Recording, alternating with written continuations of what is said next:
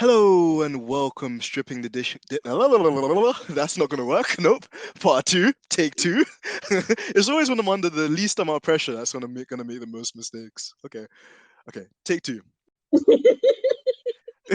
My dear, we're not gonna stop laughing. Okay, let me compose myself. So, It's take okay. number Just two. keep going, man. Keep going. You can do this. I'm Thank definitely you. gonna include this one.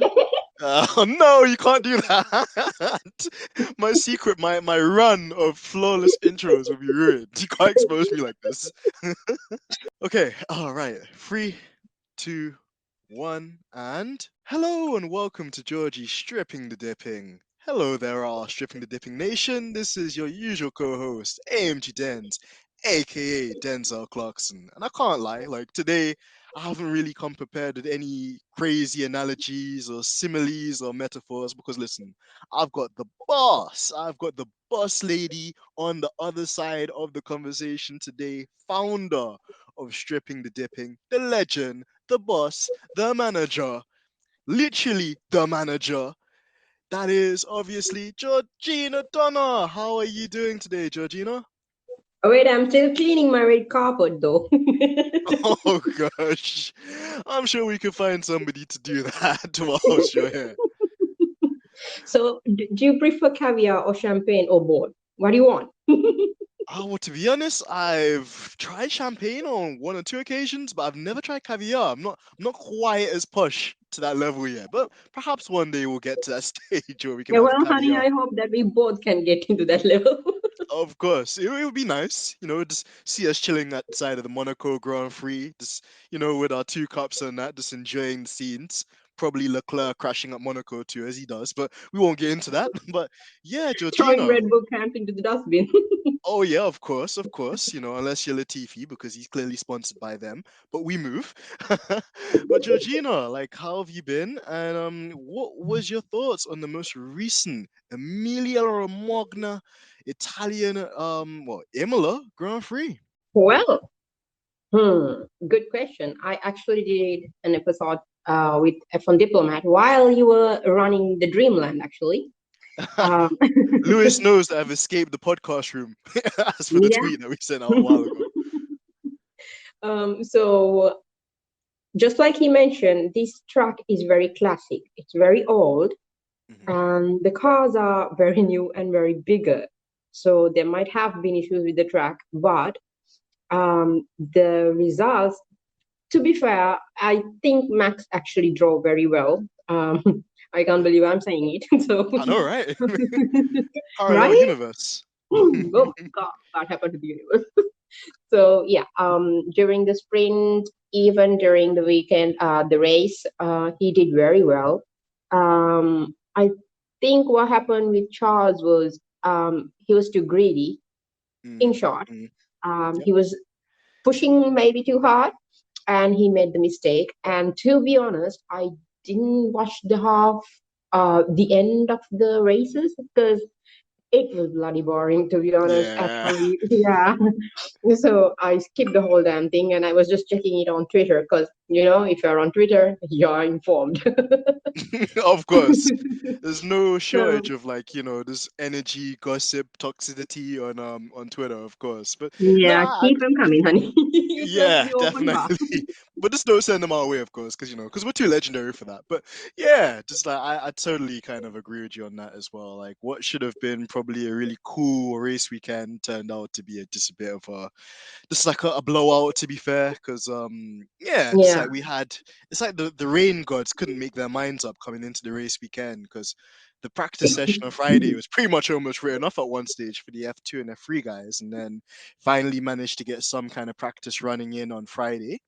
And obviously we had the sprint race as well, which was cool because we saw a couple of moves being made by different people. Kevin Magnussen, the Danish Viking again, showing his guts and glory. Lando Norris really pulling up McLaren up into the pecking order again, which is nice to see for them. And then yeah, even just Max's approach to the weekend was well, you had to kind of I guess take your hat off in some regards because he drove pretty much decent race weekend for him, considering Red Bull hadn't had like the most productive start to the season, let's say. In the sprint race, it seemed like he was managing his tires behind Leclerc whilst Leclerc's trying to drive off and obviously impress the Tifosi. And then within the last couple of laps of the sprint race, Verstappen just closed up the gap. And then, the funniest thing with Imola is like, as Diplomat probably mentioned, is it's a classic circuit. It was actually made in 1950, and we didn't actually get a race there until 1980. So it's been around actually for nearly 40 years, which is crazy. But Yeah. again, there's only one DRS zone, and with these newer cars, when you're coming off the Rivazzas, I'm not going to do my Italian accent today, unfortunately, because no pineapple on pizza.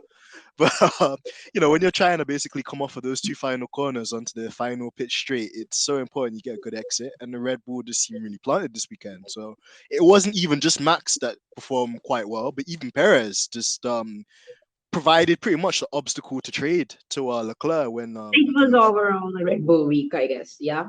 yeah, absolutely, you had to say Yeah. that.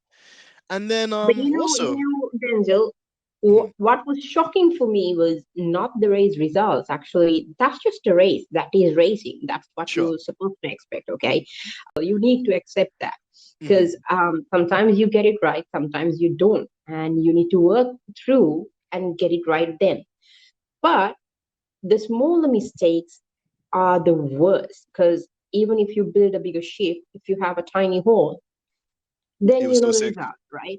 Yeah. Mhm. So just like that, what happened, what I saw regarding Mercedes is what the hell has happened to them with the pit crew? I mean, the pit. Yeah, like Georgina, they're really crumbling under the pressure, unfortunately, and I think, whilst I don't want to be too critical of them because it is something that they could perhaps turn around, I think maybe a kind of a thing you could note with Mercedes is because Lewis has been so dominant and he's been at the top of his game for so many years that Mercedes have almost had the luxury of being able to pull him or Valtteri in, usually, in most cases, probably up until 21, and they've had like a nice kind of buffer to other cars. They can afford the extra 6/10 of a second, 7/10 of a second because Lewis could just make the time up anyway. But obviously, now when you have a compromised car that doesn't perform so well, just generally speaking, and Yeah, then the on top of weaknesses that, are showing off.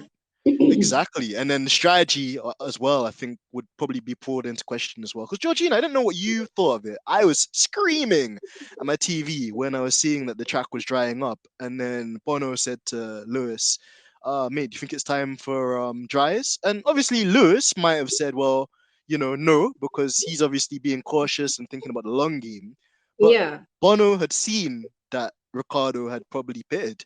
So I don't understand why they waited until like the other cars came into pit to then box Lewis, and then obviously like you're correctly referencing with that slow pit stop, it then really put him on the back foot, and then he almost got crashed into by Ocon as well, which was nuts. Like you rarely ever see two cars like make collisions with each other in the pit stop, and that's usually highly like frowned upon. But this week we saw like an unsafe release, and Ocon nearly almost crashed into Lewis, which made my heart jump as well. So my heart was probably racing for all the wrong reasons. But I absolutely agree with you. If it's not just the car, I think that there are other areas that Mercedes could focus on, and it's definitely in terms of pit exactly, stops. exactly. They need to Yeah, work so on that, totally, but then totally. also. Mhm. We are overlapping. Not Yeah, because that's the thing. totally. There's so much to unpack, but Yeah, even just the exactly. Oh my communication. good God, where were you all this time, man? It's true. You know what, Georgina? Maybe at some point we have to do like a live race reaction together, like on YouTube or something. That'd be pretty cool. Yeah, that's like, oh yes, baby, we should do that. That would be amazing. Like, I'm sure that our Twitter followers and all of our listeners as well will probably be really on board with that. So that'd be even cooler. But yeah, just and Georgina, I was gonna segue this back to you and like let you elaborate on this. Like we were talking the other day backstage about like how it's not just the drivers that obviously make the show, but also obviously the team as well. And you're Yeah, speaking obviously to the angry engineer, shout out to him. And he was obviously mentioning that, the mechanics and even just the pit stop crew, they have to physically be in shape and they maybe don't get credit for that. maybe that's something Mercedes need to focus on too, just with their pit crew and just making sure that they're conditioned, to be a bit more quicker with these stops and hands on and not to make any mistakes. Because we see Red Bull do Exactly. it week in, week out, and I do not want this to become a Red Bull stan account because it never will. Just putting it Oh, out there, good it God, never no. will. But I think we're humble enough to take defeat when it's like in the correct or when it's in a justified manner. And Yeah, yeah, the only totally. kind of positive you could really take away from this weekend was that Russell just managed to do his own thing, which again, maybe you could argue even Russell was a bit lucky because there's a bit of contact on the first lap between Sainz and Ricardo, and you would have probably thought that those two would have probably made it to the end as well had they had not had their issues as well. Yeah, well, when it comes to George Russell, he was lucky. Because when they started the race, there was Ricardo and Sainz colliding together. Then Bottas was included in there, so it was True. a mess. During those times, Russell managed to go in front, and then with that wheelbarrow that he has right now, okay, yeah, that kid pushed it very hard trying to keep Bottas behind, and he did really well. Trust me, he really did very well. So we have to appreciate that. When it comes to Absolutely. Luis, that was bloody bad luck because he couldn't do anything. Everything went wrong with him. Well, we don't have to talk about the wheelbarrow that they're having. Obviously, everyone knows about it. But the strategy, the pit stops, And then the DRS everything. train. Yeah, bloody hell. I mean, you can't expect a person to go overtake a person when they're stuck behind the DRS train. Another I mean, person with DRS. It's like yeah, four people with exactly. DRS following each other in a train. And Oh, that's the I thing. mean, which Lewis is one at the should go in front then? exactly. It was like almost the London Underground, how those guys are following each other with like each driver being a separate carriage. Like I absolutely agree. Just it was tough, and Yeah. still what I give Lewis credit for is that he didn't give up. It would have been easy for him to just preserve his engine and just to stay behind Gasly by a couple of seconds and cruise to the end, but he still tried to pressure Gasly into a mistake, and people rate Gasly quite highly, and he didn't really crumble under the pressure either. So just because the result wasn't what you were looking for, it doesn't necessarily mean that that is a negative reflection on Lewis. And No, that was a really good performance. I mean, even though they were mm, stuck behind in that DRS train, sorry, Gasly was really good. I mean, if it was somebody else who was easily breakable, then he would have given up. Then Lewis would have gone up because Lewis didn't go easy on Gasly as well. So true. kudos to both of them actually because both of them pushed really well. So we have to Mm, appreciate it, and it's a sport after all. If you're winning and losing fairly, then no one is having an issue. Trust me. that's But true. yeah, exactly. But the issue comes down to those smaller mistakes that I was telling you about earlier as well. Because if the other teams can have better pit crew, why am I keep on saying screw? Okay, pit stop. I'm going to use that word because I'm going to get screwed over with that word. So, if the other teams can handle their pit stops, then why can't Mercedes? I mean, for God's sake, they're 8-time champions. So they should actually focus on those smaller issues as well while they are catching the big fish. Because of course we know that the when it comes to the pit crew, um, there are a lot of things going on. They need to take the temperature, the tire temperatures, preserve the tire temperatures, get the tires scanned by the FIA during the same time, put the tires, get ready for those things, listen to the engineer, everything. It's a mess. We know that. But Mhm. every team has that mess. Every team goes Yeah, through that. So it's not something that only this team goes through. So if others can do, then this team can do way better than that. If that's Red true. Bull can perform well, if McLaren can perform well, so why not Mercedes? If they were not prepared, thinking that just like you mentioned earlier, oh, it's Lewis, it's Russell, they can manage, we will have enough time for the pit. Well, here's news flash: you don't have enough time anymore. Hmm. So while the engineers are focusing on the other big issues, the crew on the ground the staff on the ground who are actually managing all these departments, they should focus on their side as well, because if the car is not performing well, at least at least these small teams, because they are, even though the team is small, they are playing a bigger part. They Sure. can actually put a lot in winning and earning points, because the best example is Imola, to be to be exact, because we saw how Lewis got screwed over with that pit stop. So Mhm. we know that they need to improve in that. But of course, like you said, the pressure is there. They are under immense pressure. I'm not going to, even ignore that part, because we need to accept that, because it's not easy. They don't want to wake up, just like Diplo said. They're not going to wake up in the morning and say, "Oh, I'm going to build the worst car ever." They need to improve. They are going to prove, right? Sure. But at the same time, they are getting an immense pressure. And after all, we are all human beings. So mentally, it's demanding. Emotionally, physically, it's demanding. We do understand. But you got that job while knowing that demands. So you need to get your shit together. Of course. No, no true words were spoken, Georgina. I absolutely agree with you on that. And in a way, that was also, I think, a nice segue, because we're gonna copy the quick stop F1 guys here, because I like their little not little either. Yeah. It's quite funny, and it's probably one of the good parts of the show amongst many. The donkey of the day or driver of the day. And starting off with a negative, I'm gonna nominate Nico Rosberg. Nico, one timer champion, donkey of the day, because I don't know if you guys like see as much of the Sky Sports coverage in Sri Lanka, Georgina, but we No, had no, not this really. we had this like fraudulent like German guy, Nico Rosberg, Brittany, as we used to call him, essentially on Sky Sports for part of the pre-race shows and stuff like that. And all week, Georgina, it felt like he was just basically hired to fabricate like a huge like war between Russell and Lewis. And it all started off on Saturday when they asked Nico, "Oh, well, what do you think of Russell?" And he said, "Oh, well, he's a good driver, but again, like I don't think that he's gonna be like the leader of Mercedes. I don't think that you could really see anything that says that he's leadership material." I was like, mate, he's been there for 4 races. And then just to add to that, Georgina, then on Sunday, when Russell did manage to score P4, which is best of the race, then he moved the goalpost, Nico Rosberg, and he shifted his attention to Lewis and said, "Oh, George, obviously you just scored a P4, but aren't you happy to smash Lewis?"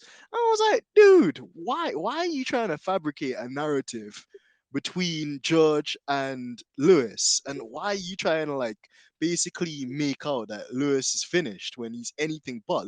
Lewis is only just getting started in this thing, and he's only just getting started with this W13. So yeah, he has to be like like honestly, I hope we get to the stage one day, Georgina, where we just don't need Sky Sports because people just tune into us instead. Because it was just absolute garbage. And I can't stand the guy. So he was my donkey of the All day. right, then let me ask you this question. All right, I'm Mhm, interrupting you because I need to ask you this question. mhm. What's the difference between a guy who got a human era championship and a guy who got a championship with a lot of changes, like in the mid season mechanic changes and this and that and all those, and ran away without even fighting back Defending a for another championship, champion? Yeah. So what's the Jeez. difference between those two? Well, it's a great question, George, because honestly, there's not much. The difference must be the difference between George and Lewis's car. They're identical, to some varying degree. Like, Yeah. whilst I think, Nico learned how to battle with Lewis, that you could give him some brownie points for. His role as a pundit, I think, is just disgusting because he just uses it as a platform to bash Lewis and I think play into narratives that maybe Sky Sports pay him to say. Or maybe it's on his own back because maybe he feels that when Lewis came into Mercedes and took away the team from him, that like he was left out, and he needed those same advantages you talked about, them changing the mechanics halfway into a season, Lewis having loads of mechanical failures in 2016, just to be able to beat Lewis by 1 point at the end of it. So yeah, lots of soap, but it's amazing that even after what, it's 2016, right? So nearly after 6 years, he still hasn't got over it. You know, and it just makes him just seem like like unpleasurable, like just like like salty. And if you want salt, maybe I could take him to the fish and chip store because there's many salts there. So yeah, he has to be my donkey of the day, and I didn't know if you had any other nominations, if you wanted to join in on me, Well, or nominate someone else.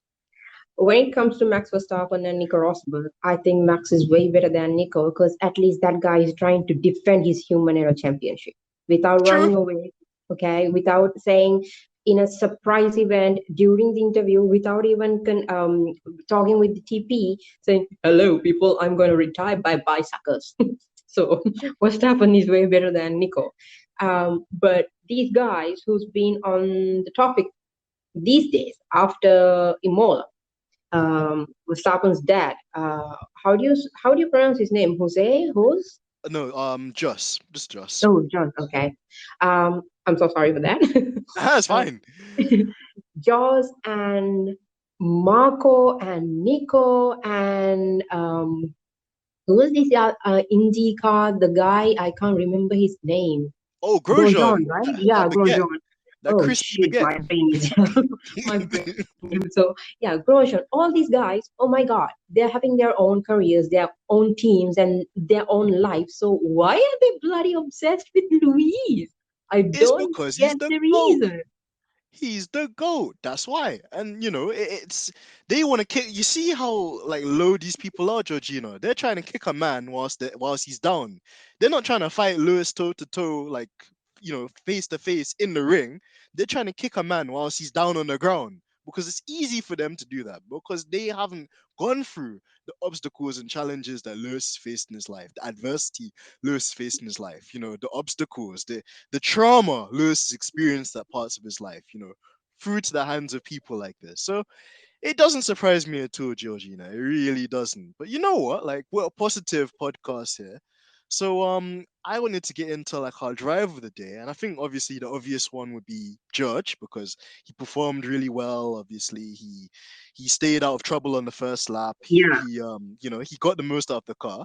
But another outsider I wanted to throw inside the mix there was a young Yuki Tsunoda because I think he managed to He is secure. so underrated, trust me, because Yeah, that guy is driving very well. He's defending very well. Even during last seasons, of course, he had crashes, of course, but he was that's a rookie. defending very well. And even Imola, during Imola, he was doing great. He was on the top 10. So I don't know why no one is mentioning him. Absolutely, and I know Natsumi would probably like slap us as well if we didn't mention Oh, him bloody because that's her driver.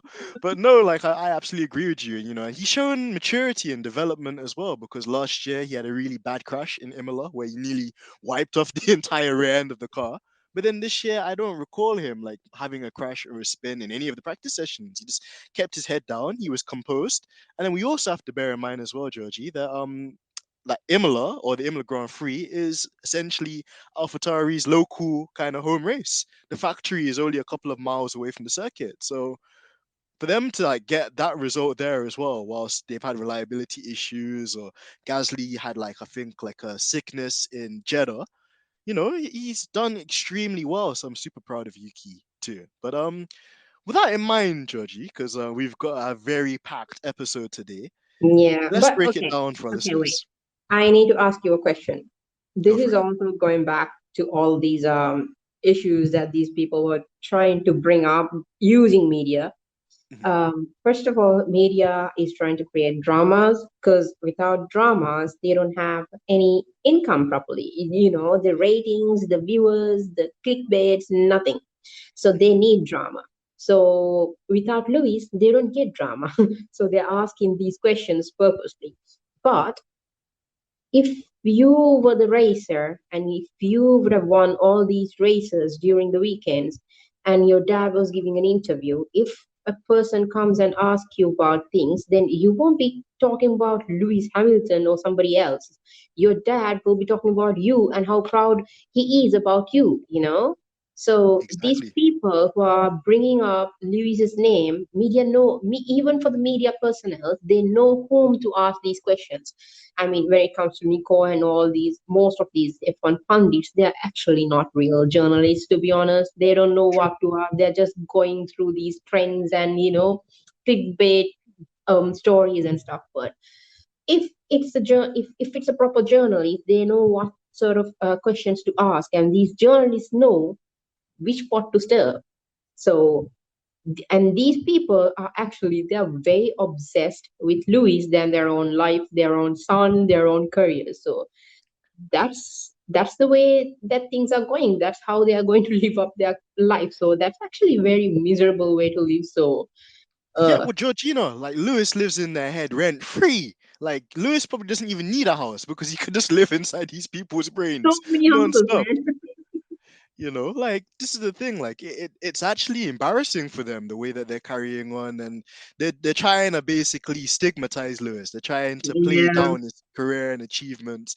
I already see them trying to tarnish his career, and I think as us as the fans, we need to talk out on stuff like this because Lewis's legacy is one of, like, it's one in a lifetime. I don't, even if we do get another, like, like black Formula One driver or driver from another ethnic minority coming into Formula One and being successful, there would never be another Lewis Hamilton. He is No, just Lewis, and we the love one and and adore only. him that way. Exactly. So yeah, I mean, we've touched on that bit sufficiently. I'm satisfied that we've done our standing this week, Out of the rightfully so system, as boys. well. Out of the system. Absolutely, so yeah, let's actually get into the episode then and talk about what it is. So this week, me and Georgina, I was mainly Georgina because she's amazing and this is the clock that keeps ticking here.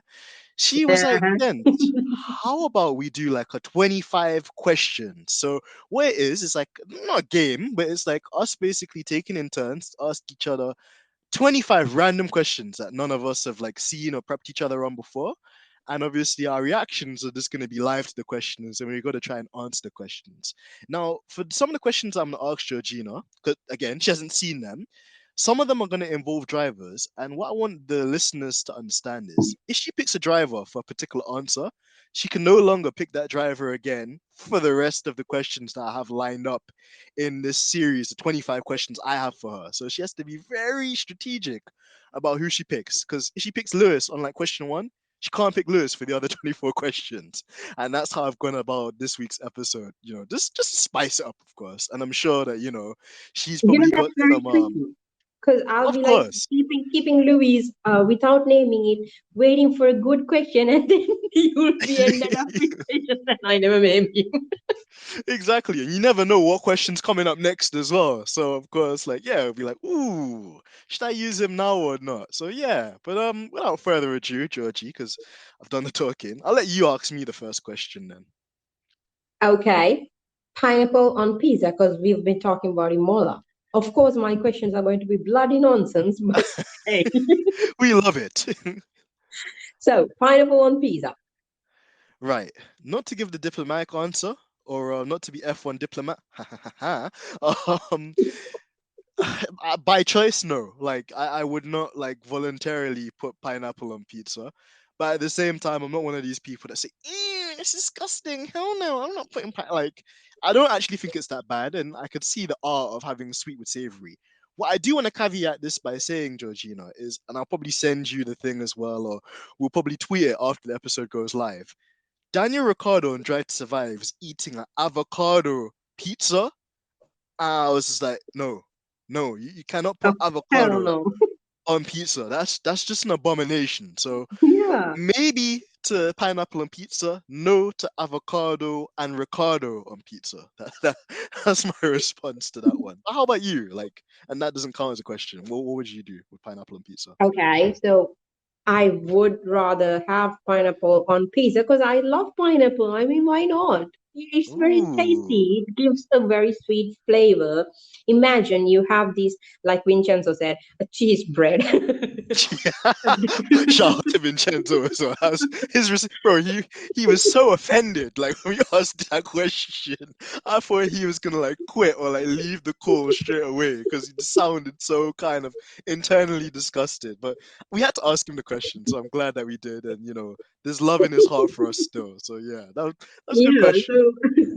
so a dough, and then there's marinara sauce, and then on top you put cheese, mozzarella, or whatever the cheese that you prefer, and then you put on toppings, and all these are very savory stuff. And that pineapple can give you a very subtle sweet flavor. So it's a different thing to taste. I mean, not obviously every day, but at least once you can try it and see. It's not going to kill you, but Oh, if you don't like it, then here's at least you me tried. telling you it's okay. Tried, and we like triers around here. We do like people that try, so that's fair. All right, well, Georgina, I'm gonna go ahead and ask you my first question then. Question number one. I'm gonna take it easy, nice and slow on you. Um, First question to you is, what got you into F1? Oh, that is so freaking easy. Mhm. All right, so here's my F1 story. My dad is a vehicle freak, to be honest. My whole family is into these motor vehicles and stuff, and my dad used to do business with vehicles as well. He had a vehicle sales place, and then he was doing business for the vehicle parts and everything related to vehicles. So Mhm. it was very given. But I used to watch all these races, just from here and there, not very consistently. Then one time, when I was in Singapore, my friend's aunt, he bought a few tickets to F1, and she was like, hey, why don't we all go together? And then I was like, you know what, that'll be great, because I love Hamilton as a driver. So it was very Mhm. nice for me to go and watch the race. So after I went there, I was like, okay, this is super great. And then my friend was super drunk. And my friend's aunt was drunk, and I was the only person who was watching the damn race. So that's a separate story. But I love that experience. And I started watching more races. Mhm. And then I was not actually active on Twitter, though I was watching races and all. But one of the good perks, I don't want to actually say there's anything good about Abu Dhabi, but one of good perks was that started becoming very active because I couldn't tolerate the injustice that happened in Abu Dhabi. Not to bringing back those things, but you Yeah. know, so I started tweeting all these things, and then I ended up getting all these people. I got to know you, I got to know Natsumi, I got to know Nili, and then here I am with the podcast and you.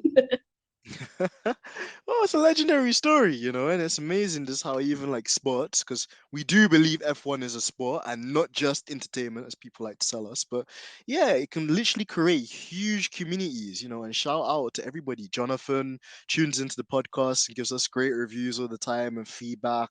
Nili as well. I can't wait to interview her next week. She's Oh, that is amazing, going to be honestly. super spicy. Trust me. I know. Super hot, chili, chili, chili, as Carlos Sainz says. Yeah, and there's so many different individuals that have their own unique personalities, but we all combine together to have this beautiful family. So yeah, I'm really happy to hear about your story and just like it's so cool that it came about in such an organic way for you. All right, so let me ask you, my dear, what's Hmm. your least favorite food? Oh, least favorite food. Okay. Well, firstly of all, I know people are gonna get onto me for this one, but like I've just never been a fan of onions. Like, firstly, would they make you cry? And we don't like crying on this podcast. But also just like the texture, that like crunchy texture, there's something about it. Yeah. But Well, yeah, we've been having enough crying, right? I I know, mean, right? cry, cry, From when cry. You needed to cry. Did cry, and safety car deployed because of crying. yeah, because probably Winter Spice probably crying about Lewis and his like illegal rear wing or his illegal engine or Maybe his they illegal had his got the illegal wrong talents, onion. or something illegal because everything Lewis does is illegal apparently. So yeah, of course, we don't like that. So yeah, onions I don't love. If I see them in a burger or anything like that, I just pick them out. What But then about yeah, those deep fried onions? Onion rings, right? Yeah, onion rings. yeah, just like the only thing I think I like is like cheese and onion crisp. I think because it's not like an actual onion, it's just flavored like of onions that I put in there. So yeah, like onions, and then also I'm just not like a massive guy on like fish either. Like tuna and stuff like that, meh. But then like the more kind of basic stuff like salmon, cod, I don't really mind. So yeah, I would pretty much say those for foods that I'm not like a huge fan of. But again, just like whilst we're at it, like what foods don't you like by chance? Wow. When it comes to me, okay, so I don't eat meat. Hmm. What I don't actually know. I can't actually think about least favorite food right now. Bloody hell, what's wrong with me? I love garlic. I love garlic. Oh, garlic's amazing. Yeah, so that's not the least favorite food. I think I'm drunk. Oh, we haven't even What are got the you drink drinking? side. Oh, okay, well, I'm gonna go to question two then. So to give you a bit of context in this one, Georgina, in the Mm-hmm. UK, we had a very famous TV program on BBC called Snog, Marry and Avoid, and it was like these women or men, they would like see like no, you'd have these contestants, and then the host would take a picture or a video of this person and then go out in the public and show the video or show the picture to the public, and then the public will be like, "Ooh, I want to like kiss this person.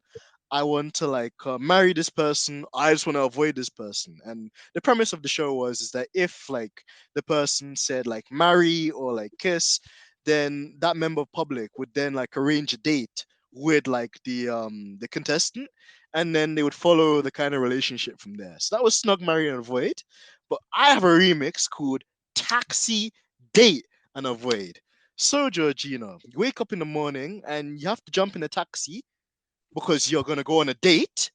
But on your way to the date, to the table, there's a driver you have to avoid. So, I want you to pick a driver that you want as your taxi driver. I want you to pick a driver that you want to have as your date.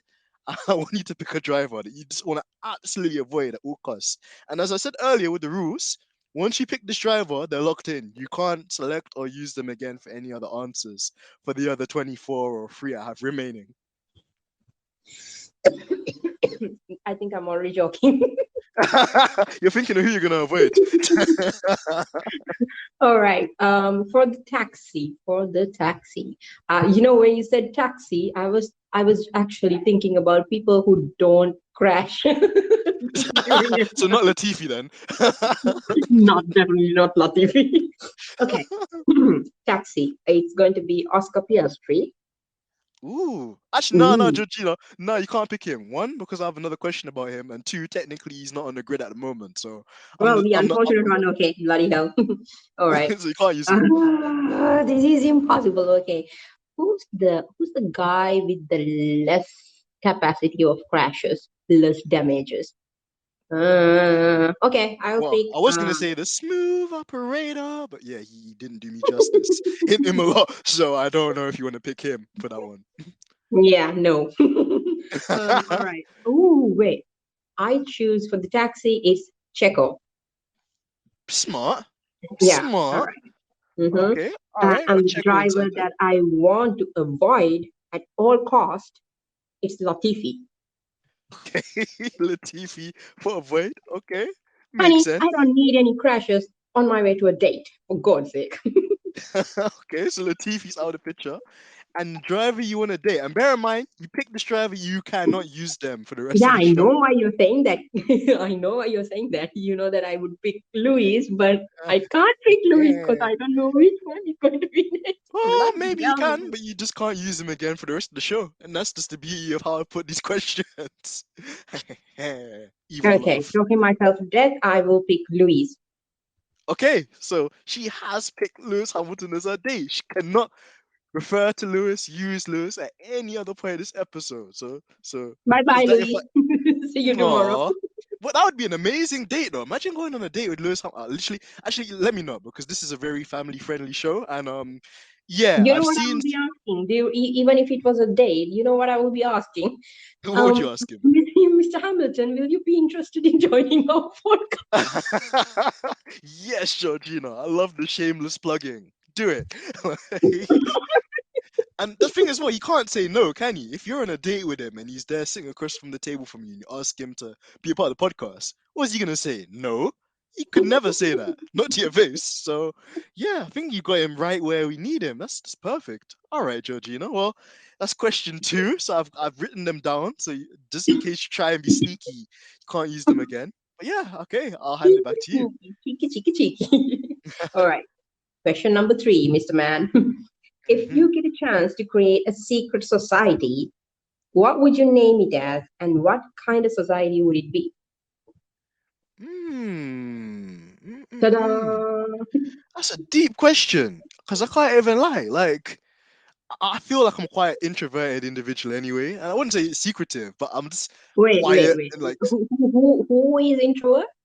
I would say me. Like, Oh, really? besides obviously our amazing Very fun. listeners and like all the people, like people don't realize I'm actually quite introverted. So yeah, like secret society kind of sounds a bit like me to be honest. But yeah, like what I would call it, I might call it the secret sauce nation. I think that's what I What might are call you? it. What are you making, a chili sauce or something?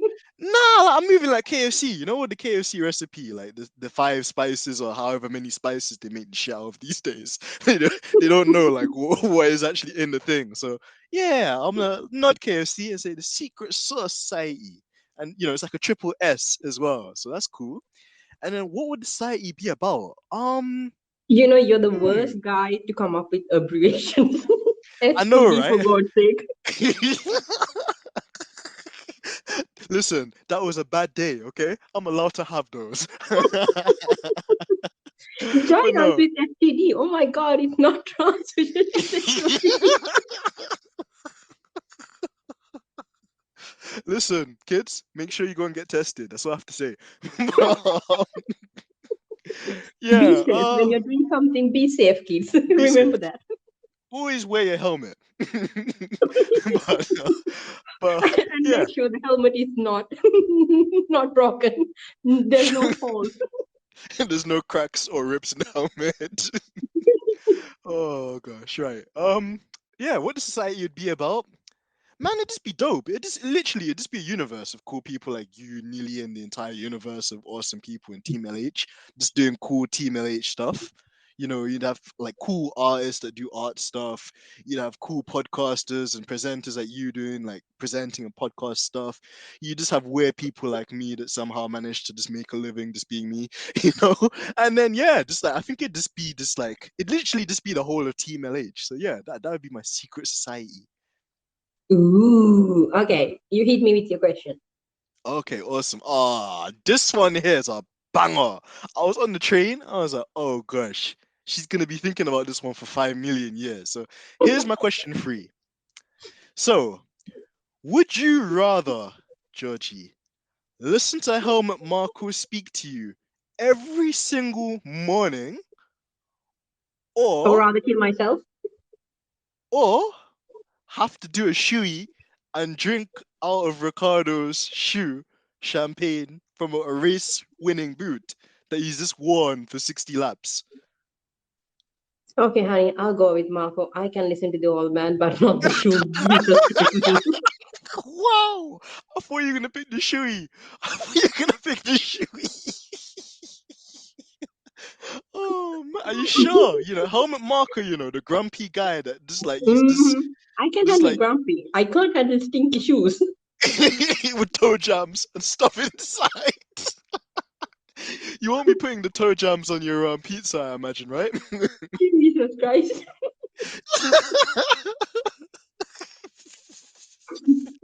All right, my question to you. Cool. You're right. I'm gonna think about that for 5 million years.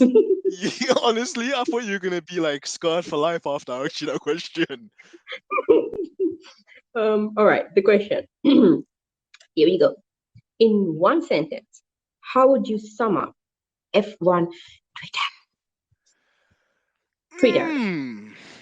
Mm. It depends on what day I wake up on, because one day it's toxic, And one the other day, day is very, very toxic. yeah, it's very toxic. No, like, it's sad because I don't want to give the trolls any kind of attention, and I want to just try and stay as positive as I can. So I would call F1 Twitter, the group of people that we follow. So the amazing people like Bryson, the angry engineer, obviously, Mode 11, Engine Mode 11, Denny, shout out Denny, Ari, those guys.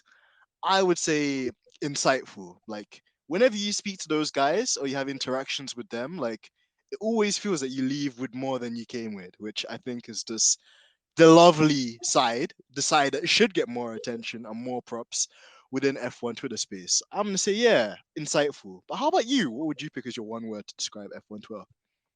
Mm, it's the virtual world of the real world. That's what Mm, it is. I true. mean, it's like the real world itself, except that we are behind phones and online stuff. But the same way that you get the toxicity, you get a really good audience, a really good people. You get to meet amazing people with amazing knowledge and different personalities, different characteristics. So it's like you're getting involved in the real world as well, just virtually. That's true. That's true. And I think, like you said as well, although we don't like the negative stuff, it's like that in real life too. There are people that don't like you because of the way you look, the way you sound, where you're from. And you see all of that on Twitter, probably in a more hyper globic state because people can hide behind phones and, kind of troll at will and stuff like that too. So it pretty much is the virtual real world to some extent, and it's good in a way that we managed to get real life people on with real life experiences, and even amongst like the bull crap, we do get some people with some good stories, some good life experiences, and just generally great advice as well. Even with Brad, it was very inspirational the other day when he's telling us about his come up as a racing driver, and even this stuff he does as like a driver coach, just to better himself, number one, but two, so he can kind of like continue to fund his career, which I think is amazing. So yeah. That Good was question. very inspirational, actually. His story is very inspirational. I was like very surprised regarding his journey. Wow, that is Yeah, way behind. Yeah. absolutely, because again, he's not your typical kind of like money is no object. My dad owns a Formula One team driver. Just like, he's really had to like earn it from the muscle. And what resonated with me was like like before you even look at getting sponsors, you have to learn to get good at what you do. And I think Yeah. that's if everybody focused on that, the world would probably just be a better place. But here's my optimistic thinking. So yeah, okay. I'll segue into my next question. So question number 4 for you, and this it's a very specific question because I'm gonna Hmm. caveat it with the next one. If you had to go on a hot lap, like in like a little nice McLaren 720S or Ferrari 488 around any circuit in the world, so this is just a circuit. What circuit would you want to have a ride in? Jeddah. Ooh, you're living life dangerously, Georgina. Jeez. Okay, I Yeah, think I'd be I, holding on I to would their life. I would choose Jeddah because first of all, I don't like boring tracks, all right? Mhm. And second of all, I actually loved the way Louis was able to handle Jeddah track last year. And this Jeddah track is very new, but it can be only handled by very, very well experienced drivers. And it's really a good track, a street racing track, but yes, but it gives you a challenge to drive. So yeah, I would choose that. Nice. Okay. Well, don't go anywhere because I've got another segue follow-up question to that one, but I'll let you get your fourth one or fifth one in now as well. Fifth one, honey, fifth one. It's coming All right right. up now. Whoop, whoop, whoop, All whoop, right. whoop. If peanut butter wasn't called peanut butter, what would you call it? I actually like peanut butter, you know. Peanut butter jelly time, peanut butter jelly time. Wait, oh, I'm not gonna sing that. But like, cause that's the thing. Like, it's not quite like butter is like butter, but then like it's made from peanut, and it's like a kind of spread of like peanuts. So What are you I going to don't call know. it? Spread nut? I don't know. I would call it like I don't know, nut jam. Although that sounds very, very kinky. And just again, this is a family-friendly show, so I said it innocently. But I'd call it Nut nut jam. jam. That sounds so wrong. What'd you call it? Yeah, he meant that, when Denzel said it's not jam, it gives you the vibe of, a crazy person, not the other way around. Don't misunderstand, all right, guys? All I right, hit said me with your nothing. I'm question. innocent. Yeah, Right. he's So very such a baby. He's really an innocent guy. He's like the infant when it comes to the innocency level. exactly. I'm innocent, man. I wouldn't touch a fly. But yeah. Okay. So on to the next question. So question number 5 for me to you. Okay, so you've picked Jeddah as your hot lap circuit. Which driver would you have you go around in a hot lap in like a sports car? And bear in mind now, you can't pick Checo, can't Done pick it, Lewis, man. and obviously you wouldn't want to pick Latifi anyway. So yeah, who'd you pick as your driver for this hot lap around Jeddah? George Russell. Nice, smart thinking, smart. I rate that. Again, George looks like he's a bit cheeky, you know. It looks like he'd have like the back end of the car dancing around every single corner, like making you like crap your pants to an extent. Yeah, but the guy is very talented. I mean, he handled Mercedes last year very well. Remember that one race that he had to go instead of Luis when he had Corona?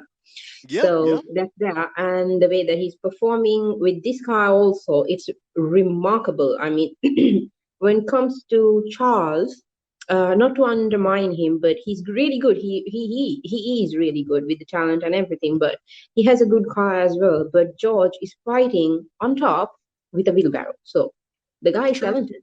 Yeah. true. Can't take it away from him. It's facts. See, I fight with facts, man. I fight with bloody facts. Oh yeah. All right, my question to you. You get to be a racer for F1 and GT. Which one would you choose and why? Whoo! There's fantasy and then there's reality because I myself probably nowhere near good enough to be a Formula One driver, just like with the physical demands it requires. But then that's like You a never know. dream. Like You never know. everybody, this You is the can't be. thing. Like Come on, for God's sake, man. You just said optimistic. Where the hell did that go?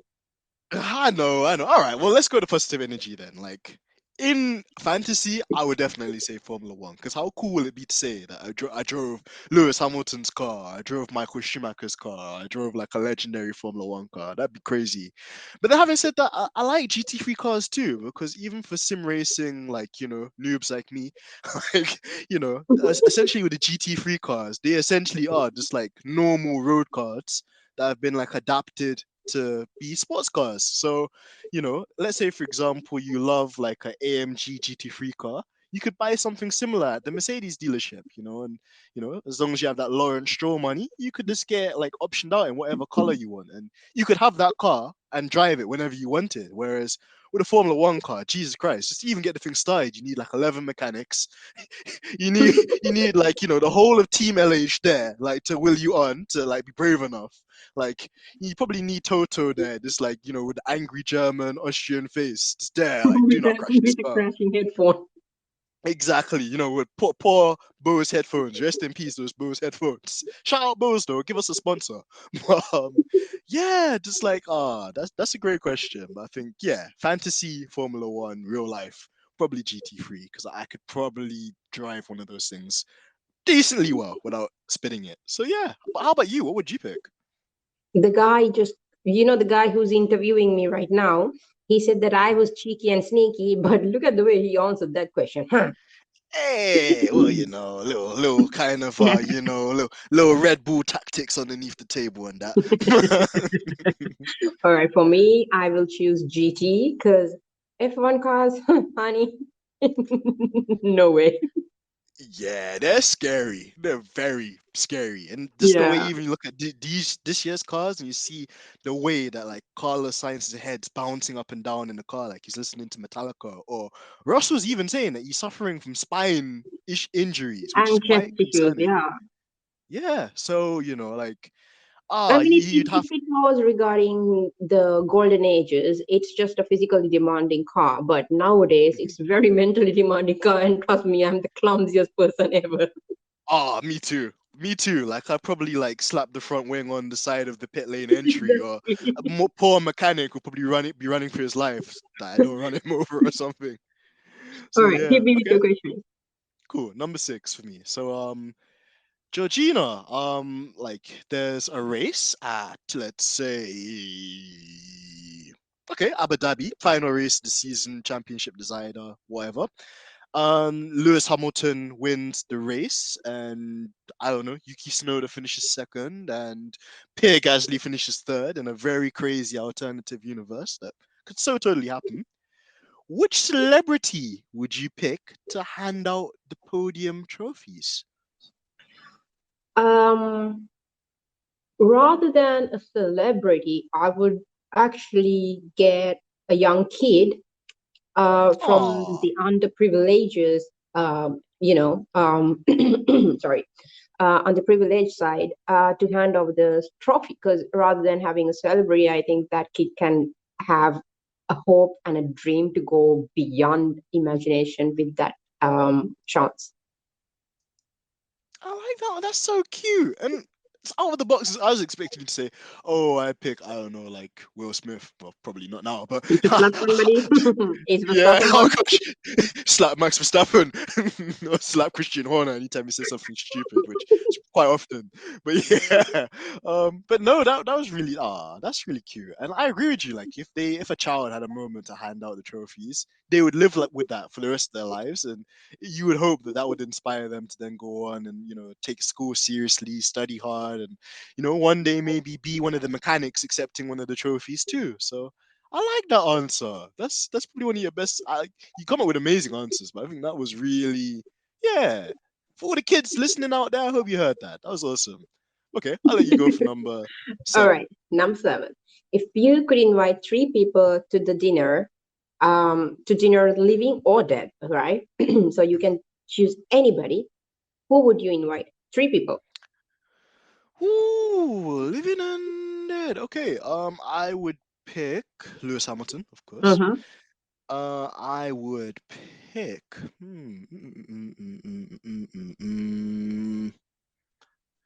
Tupac would be a really interesting character. I think. Could you imagine Tupac and Lewis Hamilton at the same table? That'd be crazy. But yeah, I Honey, pick you need Tupac. earbuds. I know, right? Honestly, though, like because Lewis is quite musically minded as well. Could you imagine Tupac and Lewis Hamilton in the studio Imagine both together? of them side to side. You're in the middle, and both of them are rapping, yapping. Good God, man, you need earbuds. Ah, that. Yeah, so somebody needs to just like draw like a picture of that like happen. That's just like beyond like life. Like that's just the sort of stuff you'd expect to probably see in heaven. So yeah. And The then third the third, person. let me think. Ooh. I probably should pick like a athlete or somebody different. Who would I pick? Who would I pick? Who would I pick? That's a tough one, because that's the thing. I'm probably gonna think, why did you say that for the third person? You should have picked so and so. But who's inspired me when I was a kid, or who was like a big person when I was growing up? I don't want to pick another musician either, because like I could just pick loads of musicians that didn't get to like live like as long as they did. I'm gonna say Jimi Hendrix. Three Ooh. revolutionary like black people like Lewis Hamilton, Tupac, and Jimi Hendrix. That would be an awesome dinner, and like they're all very creative minded people as well. So yeah, it'd be Yeah, really cool. true. All right, hit me with your question. Okay, going with Hit a me with very your short, best snappy one. shot. Oh, don't worry, honey. I got loads of interesting ones saved up. I'm saving the best till last. I'm getting the basic ones out first. So, number 7. your favorite livery this year. What is your favorite livery? Performance wise or the look? The looks. Gotta say, I love Aston Martin, honey. Ooh, put up in the Aston Martin, dog. There's a song that goes that way. It's really cool. It's But yeah, pretty. it is. It's just a shame that the cars and like the flipping box it's just there. But I say that Sebastian get points this week? I mean, Williams, they keep on losing paint. It's just becoming black and black and blacker. And True. They're trying to copy last McLaren, year's Mercedes. yeah. I mean, McLaren, well, no. And Mm. Ferrari, I like the red one, but this one, it looks like, after I saw that Magdal uniform t-shirts, Oh no! yeah, Oh I can't no! get that out of my mind. I can't. So Red Bull is Red Bull as usual. So I mean, same, but different. There's nothing different. So I don't want that. AlphaTauri, same thing. So yeah, Aston Martin. I mean, our Silver Arrow is nice, but as for Aston Martin, that's a beauty, sweetheart. That's a beauty. Yep, I'll give you that. Fair enough. Fair play. Fair play. Good choice. Okay, What's your go choice, though? next. Ooh, favorite livery? Nom, nom, nom, nom, nom, nom, nom, nom, nom. Yum, nom, nom, nom, nom. Well, I'm glad that Mercedes didn't make the car black because yeah, I'd be very annoyed with If the it was W13. that, then I would have chosen that because that's so freaking pretty. Come on. Yeah, it's like a legendary color scheme, but because W13 is so naughty at the moment and it won't behave, like I'm kind of glad that they just went back to the silver scheme because at least the Yeah. black livery would be known for being like the very quick cars. So yeah, but favorite livery if I had to take Mercedes biased out of it, and you already said Aston Martin, so I'll be different.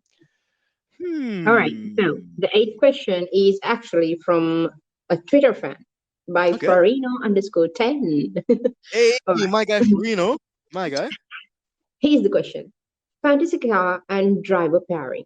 So, one car in the history of F1 and two drivers in those cars. Who are you going with? Hmm. Ah, it's gonna be easy. I'm gonna pick the 2020 W11 Mm-hmm. Mercedes, of course. I knew that you Uh, would do that. of course, she's just a darling. I love the W11.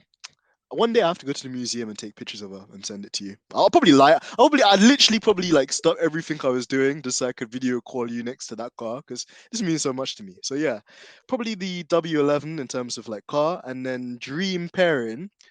Oh, I would have loved to see Lewis Hamilton and Michael Schumacher in the same team. That would have been Ooh. fiery because like you hear all these stories about how like Michael used to play a lot of mind games and he try and like rally all the mechanics on his side, but then obviously Lewis is just amazing, super intelligent driver, again like obviously a bit younger than Michael as well, so probably a bit more up to speed with the hybrid systems and how to deploy the energy and when to use overtake, and more familiar with the Pirelli tires as well. Yeah, I'd love to see two, well, 7/8-ish world champions going head to head in the same team. That would have been cold. But who would you pick as like car And we would have and put driver the pairing? argument also to the rest as well if that would have been possible. Ooh, yeah, absolutely. All right, hit me with your question. Okay, I'm just gonna go again for easy one, and it's opposite of my previous one. Worst livery. I just told you about Williams. Yeah, but all right, I'll elaborate. Because to be honest, like I don't think the Williams is the worst. I think Alpine maybe might get some flack. Oh, yeah, I forgot about that. Yeah, that's the worst one. Yes, I go with that. Mm, mm, yeah, I yeah. mean, I'm that's a like cotton candy, but not cotton candy. Like, cotton candy. Oh man, it's true though, because it's got like the bubblegum flavor and then like the strawberry flavor like merged as one of yeah, bubblegum. but not giving Oh. that flavor at all. Like, failing. So, yeah. Fair point. Okay, well that was question 8 for me. So yeah, you go with your All next right. one. Okay. If you were arrested with no explanation, what would your friends and family assume you had done? Ooh. probably nicked one of Lewis Hamilton's like cars. I know you can't just jumpstart them like that, but if I could like if I could go to like Brackley, if I could go to what's it called, Milton Keynes, and just like, I don't know, put like Lewis Hamilton's car in my pocket, I so totally would. So yeah, probably be, I don't know, probably be either for that, or sometimes I could be a bit adventurous with my driving on the road too. But I'm a safe driver for the most time. But yeah, like I do like a bit of speed on the motorway. So yeah, the police probably pull over and like say, "Hey, slow down, man. Who do you think you are, Sterling Moss?" As you was discussing earlier today as well. No, So I'm Denzel Clarkson. yeah, of course, man. Don't you know who I am? I am amazing kind of like podcast called Stripping the Dipping. You should so totally, sign up and subscribe, before you arrest me or give me any sort of penalty. So yeah, and then I'll probably call Malik as my lawyer and be like, Malik, please, please, they're trying to keep me arrested. Please, like, save me. And then Malik will probably like yeah, you probably just film me and put it on World Star Hip Hop or something like that. People be laughing at my expense. So yeah, that'll probably Malik be my probably story. would say, "No, sir, you're on your own now." Exactly. You're a big guy, get it sorted. So yeah, but how about you, Georgina? Like, if you were to get arrested by the police, what would you get arrested for, and how would your family react? Yeah, my friends and family definitely will think that I didn't pay for something because I always I always forget things. Oh gosh, no. Imagine Oh me god. eating and then walking around like Yep. nothing. Like, pay? What's that? I don't know what you mean. So Oh, he okay. brings your question. Yeah, okay. So question number 9, right on time. Cool. So, at the beginning of the race, we often have like the national anthems being sang, by, like a band or school kids or maybe a celebrity.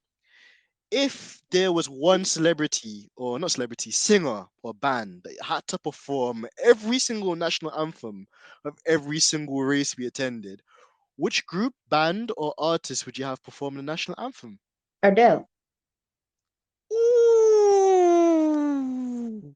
Yeah, that's a banger. That's a banger. Yeah. That is a banger. But I would cry. I think I would cry. Like, I think she'd just make me too. I think the drivers would be crying. Yeah, definitely she'll be crying. She'll be crying as well. Probably like literally the race will start on intermediate tires just because everybody will be crying so much will flood the circuit. But let me caveat that question then. If you had to Okay. pick an artist that's no longer alive today to sing the national anthems for every single race, which artist would you pick? Whitney Houston. Ah, yeah, yeah, yeah, yeah, yeah, yeah. I was even gonna just try and do one of her lyrics, but yeah, I can't disrespect her like that. She's just like gold. She's just amazing, and it's sad that we lost her because she's just so talented. So yeah, okay, all right. That's number Okay. 9 from me then. I'll hand over All to right. you. Your guilty pleasure. Ooh, guilty pleasure. Guilty pleasure. I would say guilty pleasure. I think recently, this is something like it's gonna sound super nerdy. Georgina and the rest of obviously the stripping the dipping nation as well. I started collecting like these mini replica F1 cars because like I don't know what it is. Just like I was like, obviously I'm into F1, but other than my sim rig and like one or two posters I have, like I don't have like anything that's like Formula One orientated. So I was like, how cool would it be if I was trying to collect every single car from the 2021 season as like a 143 scale and have them on my desk? So yeah, like one of my guilty pleasures is just collecting like mini replica cars from like certain periods of time or certain achievements. So yeah, I have Lewis Hamilton's first Mercedes AMG car with Mercedes, from like 20, I think it was 13. On my desk, I have like a mini replica of Lewis Hamilton's first podium in 2007. I have Daniel Ricciardo, I think it is. Yeah, at Monaco from last year. I've got a mini replica of Esteban Ocon from Hungary last year with a little pitboard that says Ocon P1. So I know like a lot of people be like, man, you're a nerd. But like to me, it's just super cool. And then to caveat that as well, like the value of them goes up because they're like limited edition. There's like a 2007 Lewis Hamilton, no, 2008 Lewis Hamilton one I collected, or not collected, I want to collect. And it's like bloody £800. No kidding. And it's the size of like a Hot Wheels car, but because it's like a really collectible item and only like 100 of them were made, it's super rare. And obviously that was Lewis's first championship, and Lewis is like the GOAT. So you could understand why something like that it would hold like a lot of value, and it's obviously gone up and up and up over the years. So yeah, that's like a guilty pleasure because I've always said to myself, whenever I do get a girlfriend, and this is not me advertising myself, but whenever I do have a girlfriend and I have to bring them back to like my place, like how are they gonna react when they see all these flipping mini replicas of Formula One cars on my like desk? Are they gonna appreciate it, or are they gonna be like, dude, this guy needs to get a life? Either you get a girl who understands Formula One or get a girl with good, better understanding of yourself. Yeah, yeah. One of the two would be nice, but both would be preferable, of course. But yeah, how about you, Georgina? Like, what would you say is your like guilty pleasure? Other than Well, yeah. winding me up or teasing me, because you do that a lot. All right. That was for you listeners. That was Denzel's open invitation, saying that he's every bit of single and ready to mingle. So if there's anybody, please let us know. And our Taking in them guilty pleasure, applications, boy.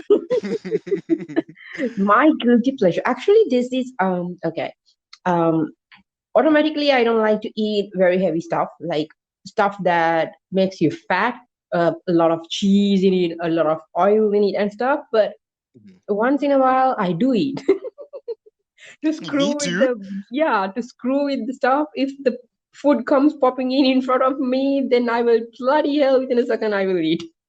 So that's my guilty pleasure. Actually, there's this food called kottu in Sri Lanka. That's a food that we have in Sri Lanka, but it has cheese in it, it has milk in it, it has carbs in it. It's a bloody heavy meal, actually, to be honest. So there's my guilty pleasure, people. Ah, that sounds wonderful, Georgina. I hope that you can make some for me one day, because I will Ooh, literally definitely, definitely, fly there now. definitely. You almost flew once. Yeah, I fly for many reasons, but yeah, that would be one of the main ones, of course. So yeah, All okay. right. Question number 10 for me to you. So give us a time, Georgina, where F1 has left you feeling heartbroken. And no, you can't refer to Abu Dhabi 2021 for obvious reasons. Darn it. That would have been the easiest one, I know. Um, F, honey, first of all, F1 leave a lot of people heartbroken. All That's right. true. It does. It does. Okay. Um, heartbroken. F1. Well, I was heartbroken. Well, when it comes to Abu Dhabi, actually nothing can top that. All right. Mhm. So that's number one. But since I can't name that, what? I was hard. I felt very sad when Sir Frank Williams died. Williams died. So there's that. Aw. And then I felt very bad after listening to Nigel Mansell's podcast, hearing all the politics and all the the cutthroat, double standard things that he went through. And by Mhm. the way, whoever listening to this podcast, Nigel Mansell is missing the Monaco Rolex podium accessory that he's supposed to get, but somebody stole it. So please hand it over, Oh. people. Please bloody hand it over. And then, when Sir Sterling Morse passed away, that was a sad one as well. There are a Aw. lot, but when it comes to F1, FIA, and the regulations and the sporting side, when it comes to that, then um, like I said, Abu Dhabi is there, but I can say this is heartbroken. Oscar Piastri, the Yeah, that's a way good that shout. they're handling, the way they're handling these paid drivers versus the kids with the talent who Mhm. actually won the damn races. Because Oscar Piastri is there with being the champion and no seat in F1, so that is very heartbreaking, actually. Mhm. Yeah, I would say you picked a good range there as well on the sporting side and just, in terms of the history of the sport as well. I definitely agree with you on those. What's your pick, though? Ooh, well, That was obviously a tough question, to be honest, because I was like, Abu Dhabi. And then he was like, no, no, Abu Dhabi. I know you too well, Georgina. I was like, yeah, I'm not asked this question, but I know I can't include it Abu Dhabi because it's just too recent, and yeah, like it's the obvious one. But yeah, for Oh, me, wait. Can I change the answer, please? yeah, of course you can. All right, because trust me, Denzel knows that I'm a clumsy person, so sometimes my brain clicks way after the show ends. So my pick, when F1 left heartbroken, is whenever Luis is facing racial abuses and they never speak up for that. Yep, 100% facts.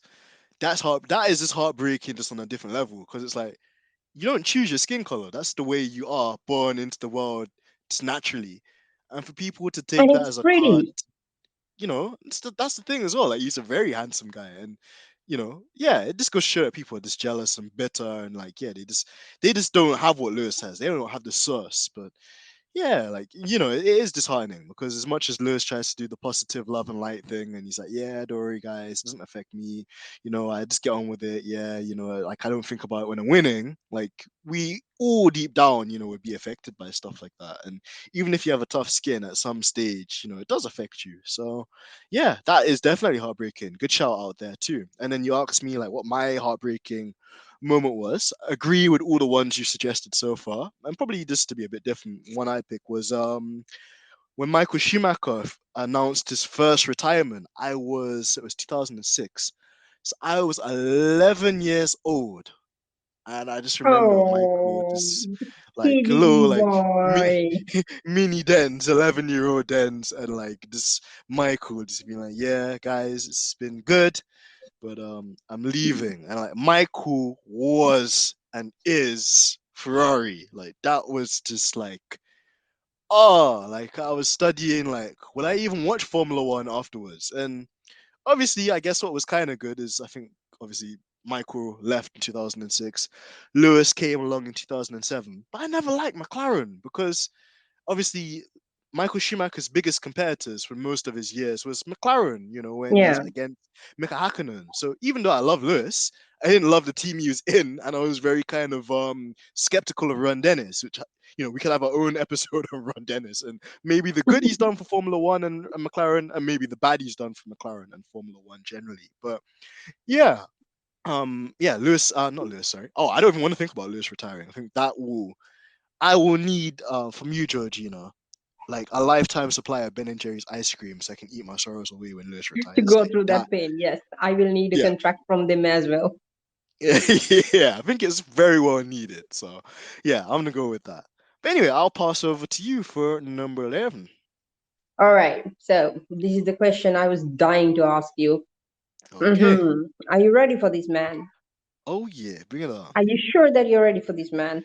I'm ready like my Uncle Eddie. Let's go. And let me put my evil laugh. Okay. Here we go. Which would you prefer to have as your roommate, Max Verstappen or Fernando Alonso? You're welcome. Ooh. Ooh. Ooh. Ooh. Ooh. Ooh. Ooh. Ooh. Ooh. Ooh. So two angry guys, two impatient guys, two guys that have like racist well, and again I'm gonna caveat it. It's not all, but some racist fans in their like their camps as well. And one Oof. has a habit of holding on to grudges and go for Christmas parties and Christmas dinners and blabber about that rather than eating the food. True. Yep. Yep. Yep. And I know you're speaking about there as well. Like, that's a tricky one because like the rivalry with Max is obviously more recent. But then having said that as well, Fernando Alonso completely killed my childhood when he beat Michael, in 2005 and 6, and I'd never forgiven him since. So I don't know. Like I think you see the issue, and I had this discussion with one of my good friends, Michelle, was sometimes I like although Max is not that commercially marketable, we get that. Sometimes I just think he's a kid that's in a bad environment. Like it's Yeah, not so much him, it's his entourage, it's his yeah. dad, it's Red Bull's PR that kind of makes whatever he does 10 times worse than he is. Like And yeah, just like, at times he could be a bit cold, he can be a bit kind of like unforgiving or uncompromising. We saw that in Monza, when he parked on Lewis's head and then was like, "Yep, can't park there, sir," and he just walked off.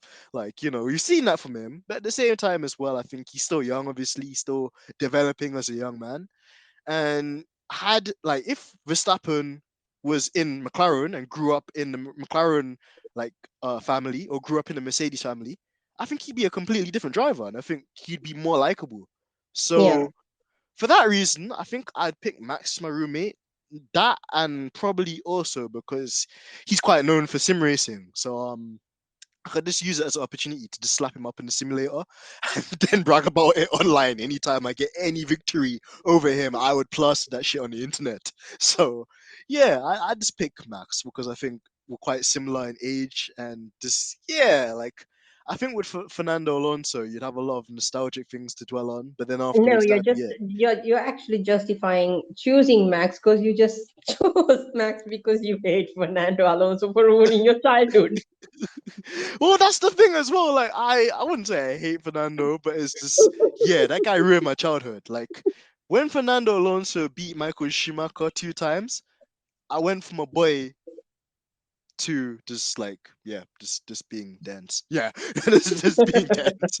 Just every single bit of my childhood. Yeah, he just took that away from me. So yeah, and like I said, just like Alonso's cool. You'd get a lot of nostalgic talks with him and stuff. But I Yeah, think well, after that, then Luis came and you became AMG DENZ. oh yeah, that's when the sauce came back, when, like, Lewis turned Fernando into Paella rice. That was sensational. So yeah, that's what restored my faith, and it was almost like Lewis getting retribution from Michael for all those years. And then it's funny that obviously Lewis then replaced Michael at Mercedes too. So there's always been a synergy between Lewis and Michael, and it always saddens me when I see people like trying to put one over the other, because obviously Lewis is statistically, like, better and achieve more than Michael, but they both should be in the discussion for, like, the most amazing drivers of their times. So yeah, that's my answer. But good question, because honestly, going back to my whole taxi date and avoid, I would be avoiding those guys with the 10-foot pole. So yeah. All right, tell me your question. Okay, so number 11. Which driver on the grid has the best hairstyle? I mean, oh bloody hell, I can't choose him, right? Oh yeah, no, you Um, can't, because you already picked him. Thank you for reminding me, by the way, because I completely forgot about that rule. But yeah. oh shit, I just dig my own hole. Okay. Um, good hairstyle. I'll give you some suggestions. You got young boy Mick. Mick looks like he could be in like a boy band. Charles, Then you've Charles. then I'll you've got I'll like, pick Charles. ooh, Charles. Yeah, Charles has got like the short and kind of like more neat style. Yeah, Then I you, mean he looks like a kid.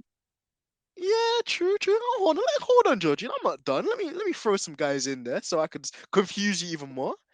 Then you got Uncle Seb. Uncle Seb with the long, long hair, like, Uncle like, Seb, and the when he comes out, he looks like he got drenched in the way under the rain. So oh man. Sometimes I look at Seb and I was like, mate, you look like a German terrorist.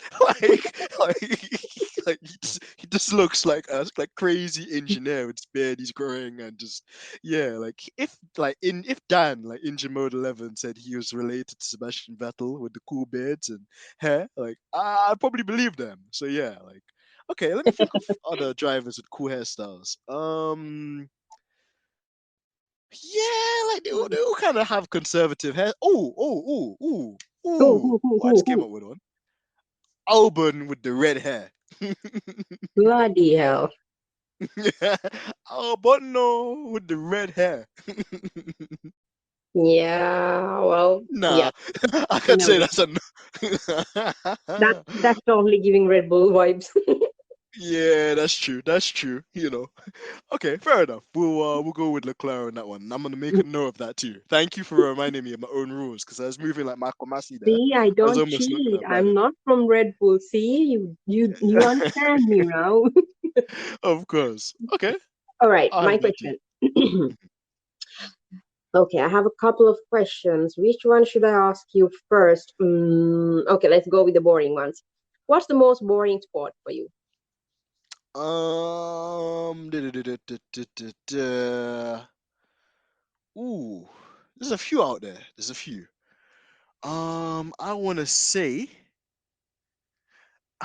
this is gonna be so disrespectful because I know there's gonna be people that are interested in it, but I don't know, man. Golf. Golf does nothing for me. Like, if it's crazy golf on like a date, that's pretty cool. But like, if it's just like golf, like Tiger Woods like type golf, yeah, man, that's like some bougie shit that I just can't like get jiggy with.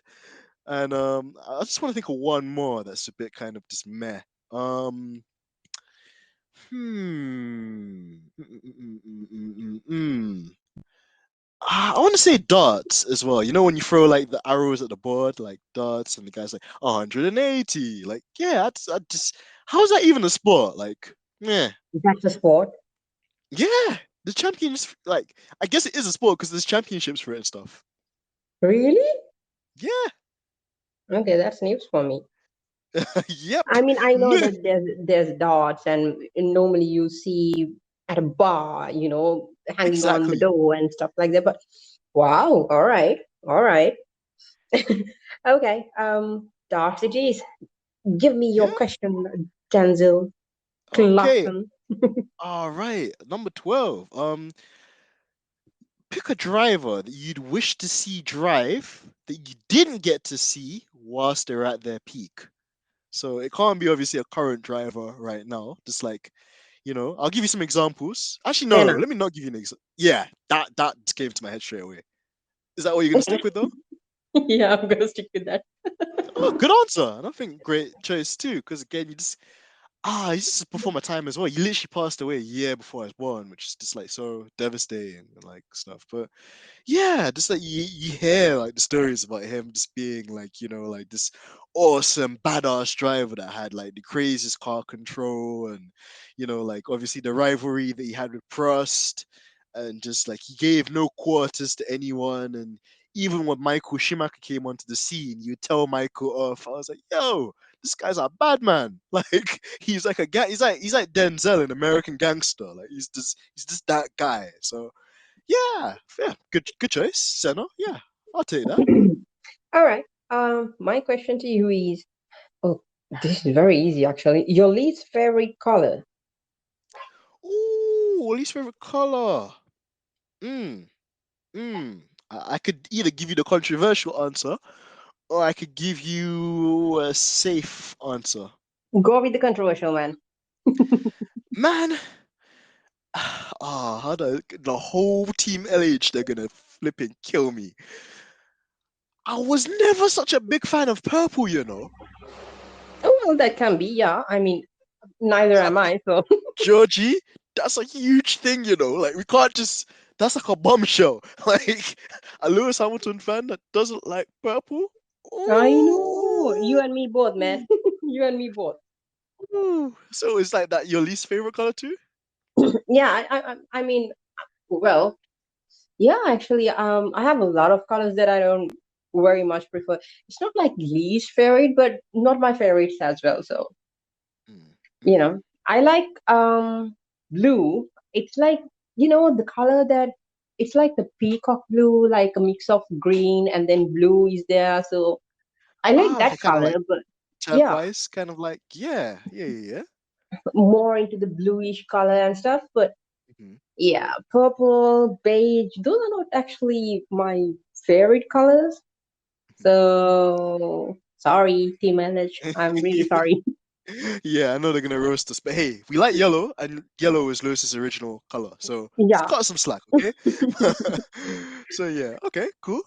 All right, your I'm gonna question. go with unlucky 13. Georgina, Ross Brawn and Stefano Dominicali call you to the FIA room, which yep, lots of crazy things happen in that room.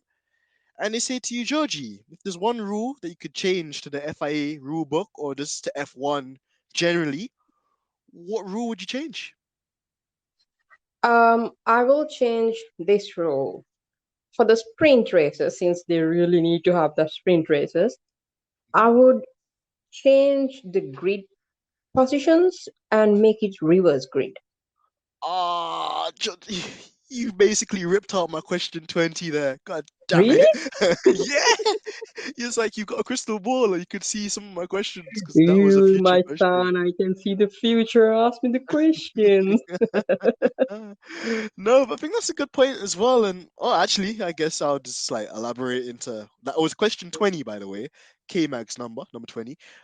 Yeah, just like rather than having a sprint race, which the fastest guys end up being at the front anyway, and like just I just feel unsatisfied because it's never a full race and there's not a pit stop or there's no Yeah, strategy. exactly. There's no strategy for that. It's only 21 laps. So fastest people in the front. Who's going to come behind them, man? No one.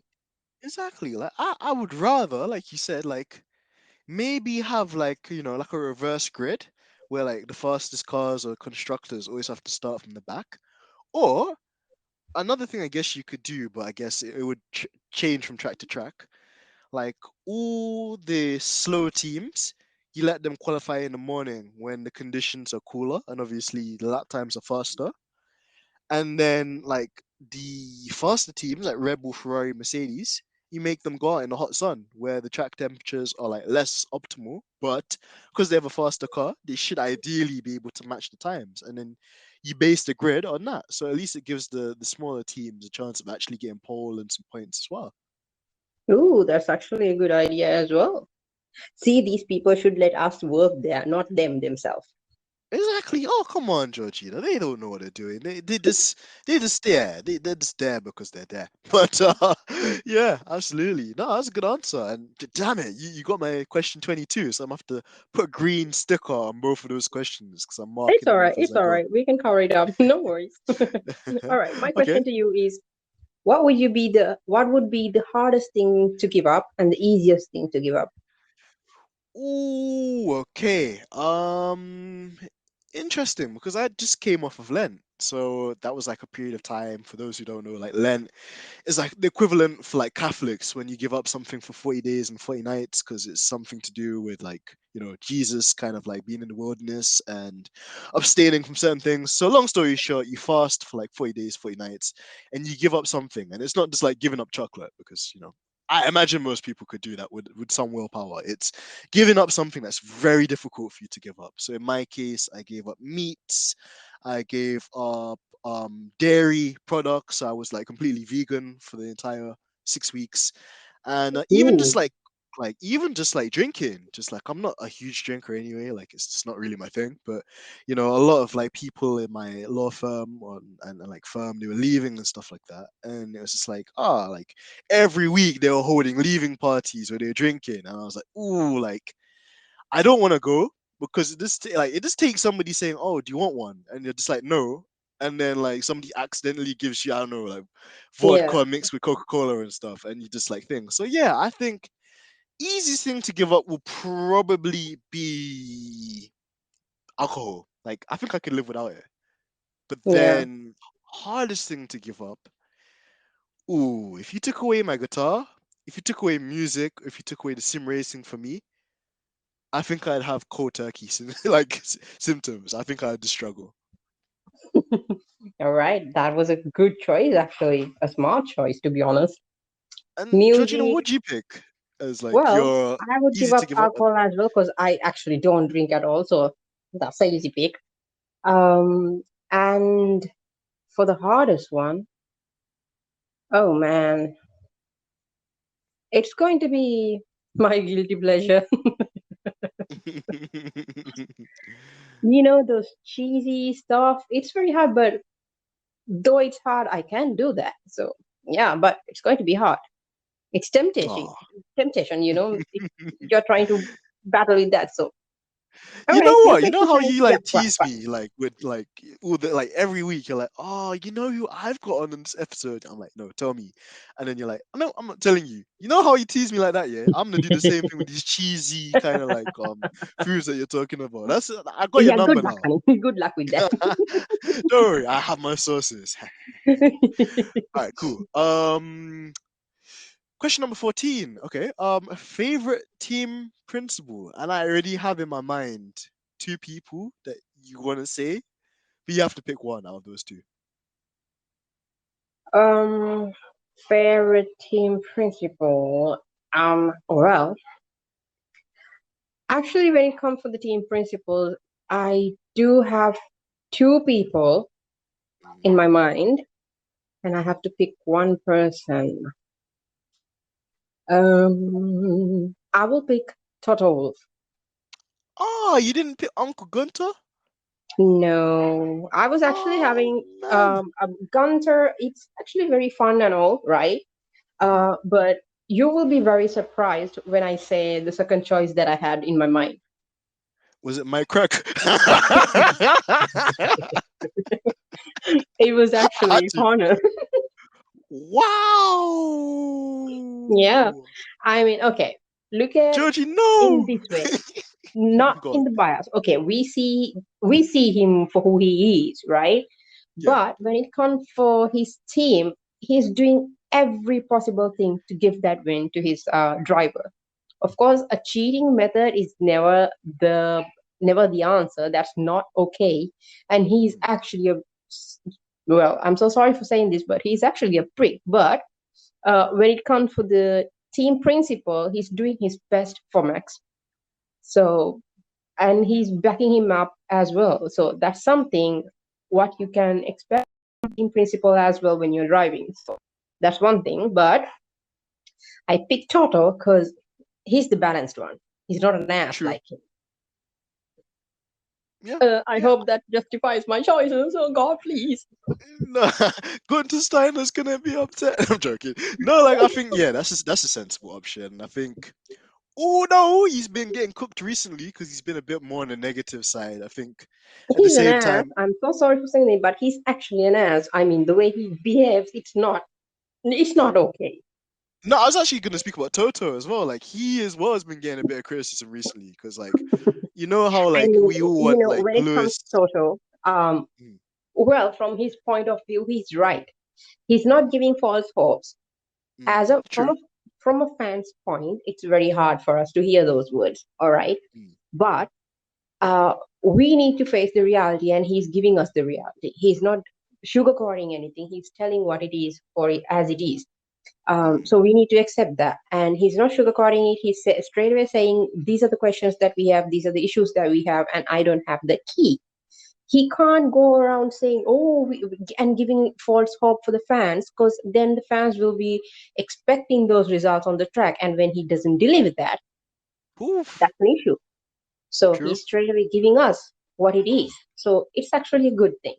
And Yeah. when it comes for the sport or anything, it's all business, Denzel. To be honest, to be frank, it's all business. It always True. comes to the cash. So I don't see anybody as a wrong person when it comes to the business wise, because they're taking those decisions considering everything. Because when it comes to the driver as well, even for the performance, it's not just about the driver, it's about all the factory workers, all the employees who are backing there, they are having their jobs done there, everything. So that's a huge responsibility, that's a huge burden. That's true. Yeah, absolutely. No, that's true. And I think that is how I was gonna rationalize it. Thank you for explaining it too. Like, yeah, like a lot of people they are gonna get onto Toto because like people probably feel that you could do more to like at least be a bit more optimistic and give us some hope. But like you said, you also have to be realistic. People don't want to be lied to at the end of the day, and we'd rather just know what it is rather than being like like led down a goat's kind of like path and then the lamb to slaughter to speak when things don't go to plan. So yeah, I agree with you, and I think like you said, he's the most balanced out of all of them. So yeah, I put him and Andreas Seidel kind of in that bracket. So yeah, good pick. Okay, question number 15. Yeah, uh so this is question number 16 to you. If you oh, get one superpower, what would it be? superpower, what would it be? Ooh.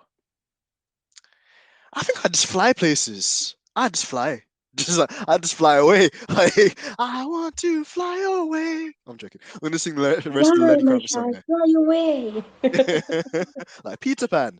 But yeah, just I just think it'd be the most convenient thing because I wouldn't have to share like stinky public transport trains with people in the morning in central London. So yeah, there's that. And then yeah, I could fly and come and see you. I can go and check Nearly. I could go and just like fly to the Grand Freeze if I wanted to, without having to pay the tickets, like, and I could fly straight back. Like, yeah, having super flight would be awesome. But what would your superpower be?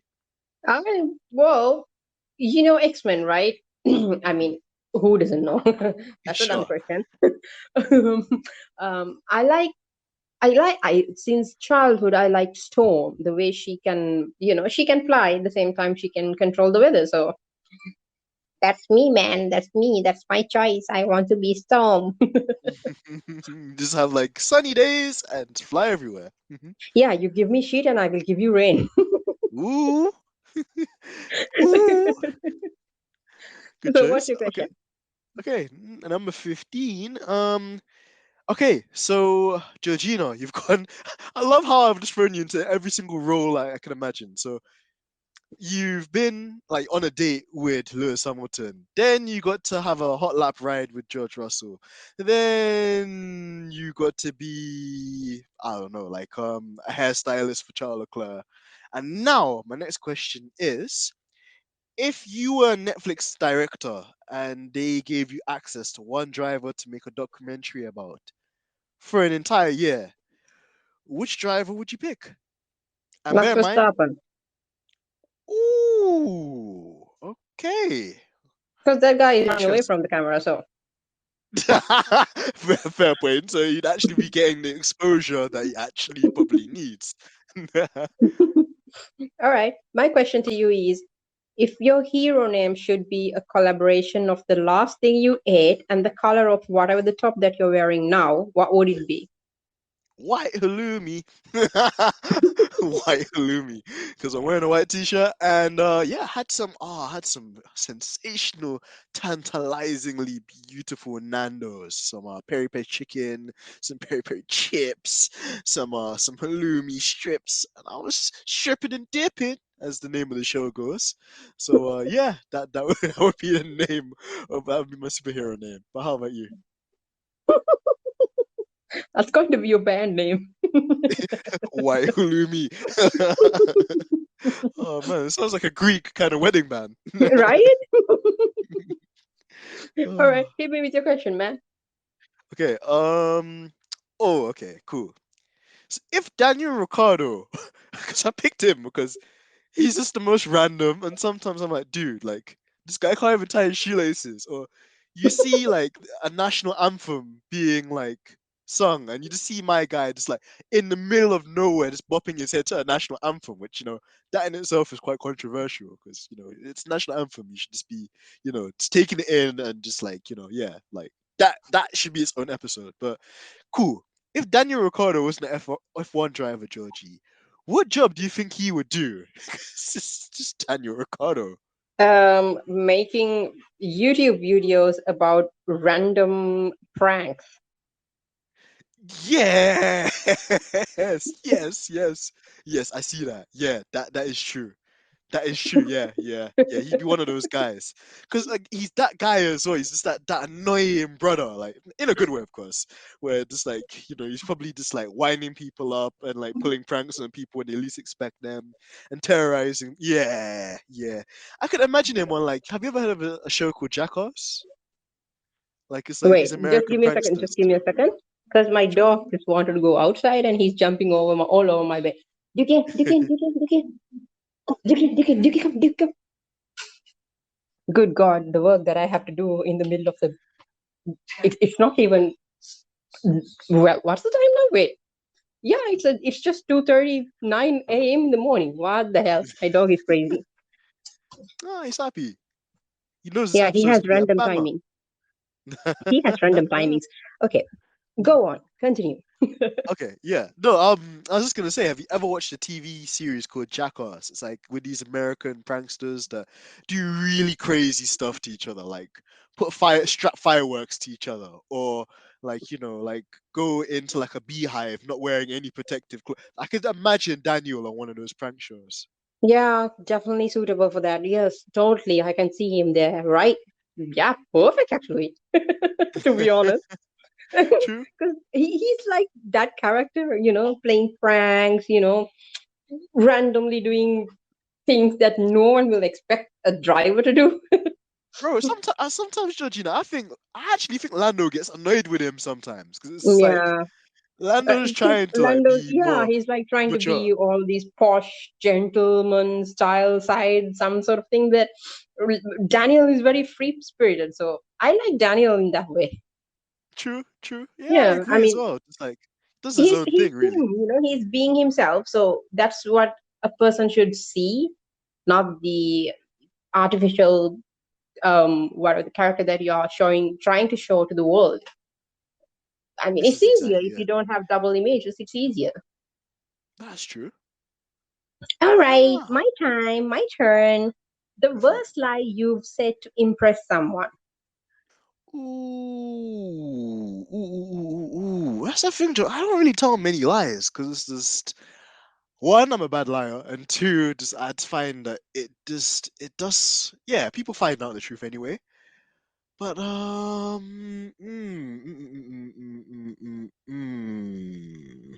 think one time, okay, I've got one. I think one time, like, I must have said to my mom, "Oh, mom, I'm doing really well in like my music classes, and the teacher says that I'm like the next Jimi Hendrix."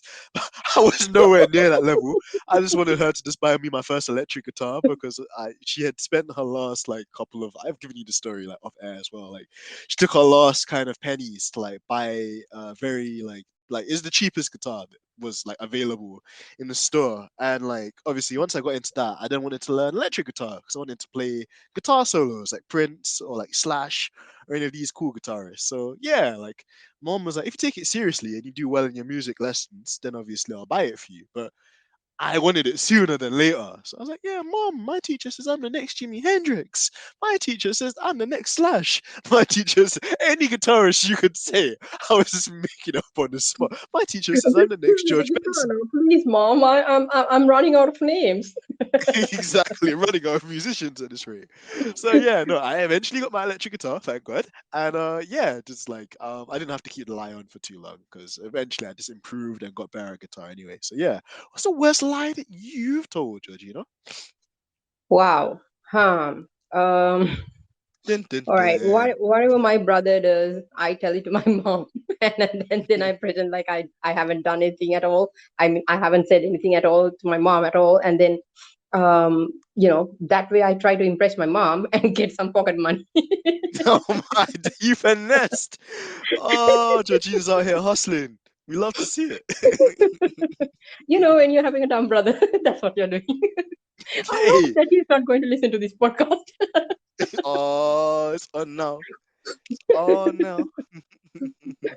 Okay, tell me your question, honey. It's your turn. Okay. Oh.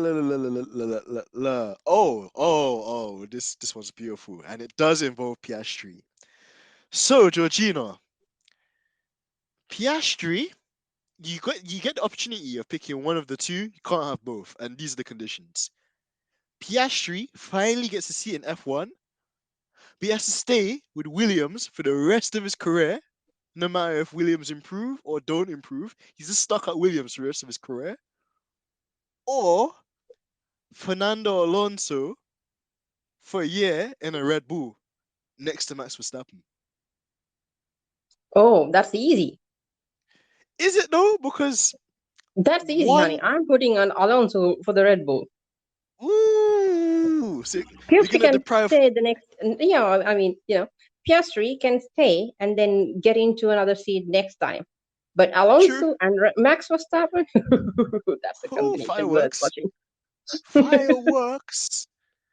Katy Perry You're stuff. giving me all the easy questions, man. Nah, I thought you would have been more hesitant on that because I wanted to just throw that condition in there, like, oh, well, Piastri could only drive for Williams if, because that's the whole thing as well. It's just like, when is he gonna get the opportunity? Because the sad thing as well, like Georgina, I'm sure he will because like people have been very vocal about it. But there are times where people like win F2 championships and they don't get a drive in Formula One, which is nuts to me because I would like to think that people that win F2 should just get automatic promotion into wherever teams are available at the time. But yeah, I was like, let me add some spice. Piastri in a Williams. Piastri gets a seat, but it's just in the Williams the rest of his career, or Alonso and Verstappen 1 year at Red Bull together.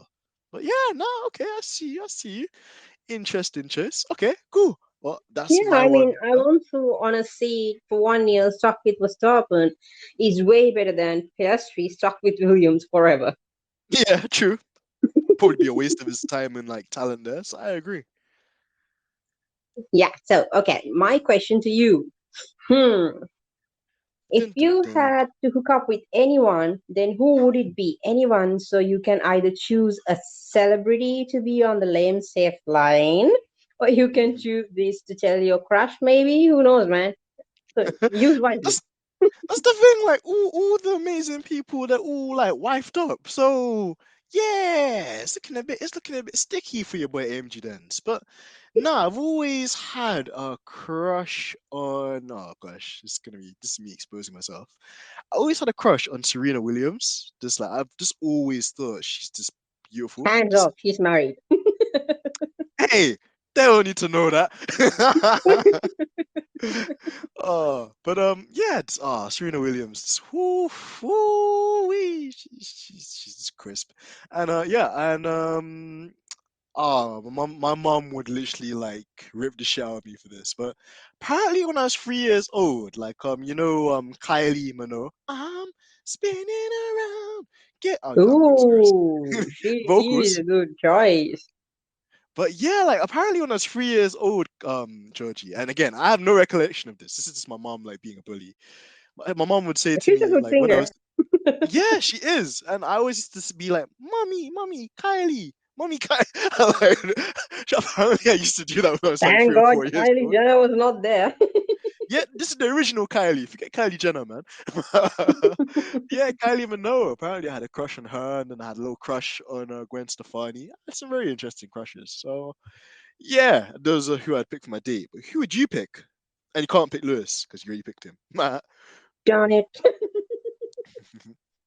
Oh my God. Who. Dun, dun, dun. Wow. I actually never thought that this question would come back to me to bite my ass. So, I'll come back to haunt you. wow. To be to be honest, when it comes with celebrities, I never had a crush on anyone. So Mm, there's that. okay. To be really brutally honest, to be exactly honest. So, oh, good God. Um,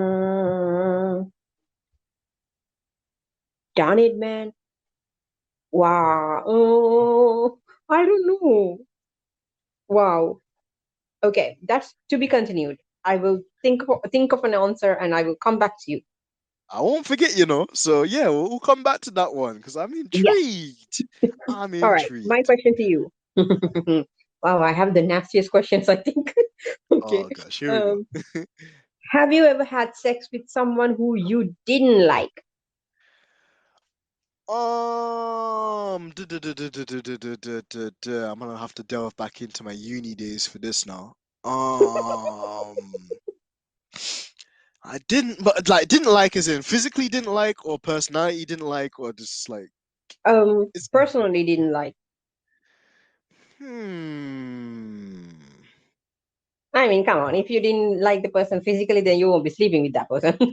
Yeah, that's true. That's true. Yeah, like I don't know. I think I went through like a phase where like I think I found like again what people would take away from this like very off topic kind of like podcast episode is that I'm a bit of like they, a they like must be thinking, okay, this is supposed to be a fun series, and what the hell are these people talking about? exactly.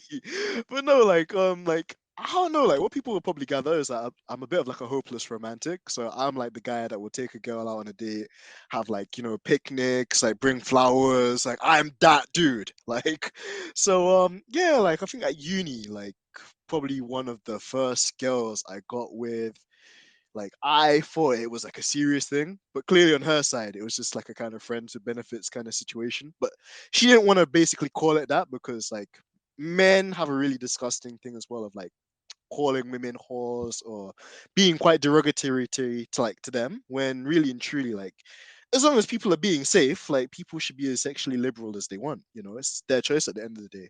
So yeah, it was like a friends and benefits situation. A long story short, yeah, it like I wouldn't say I didn't like her, but it was just one of those situations like, damn, I like you so much, but I don't want to give you what you want because damn, like that's the only thing I have left, basically.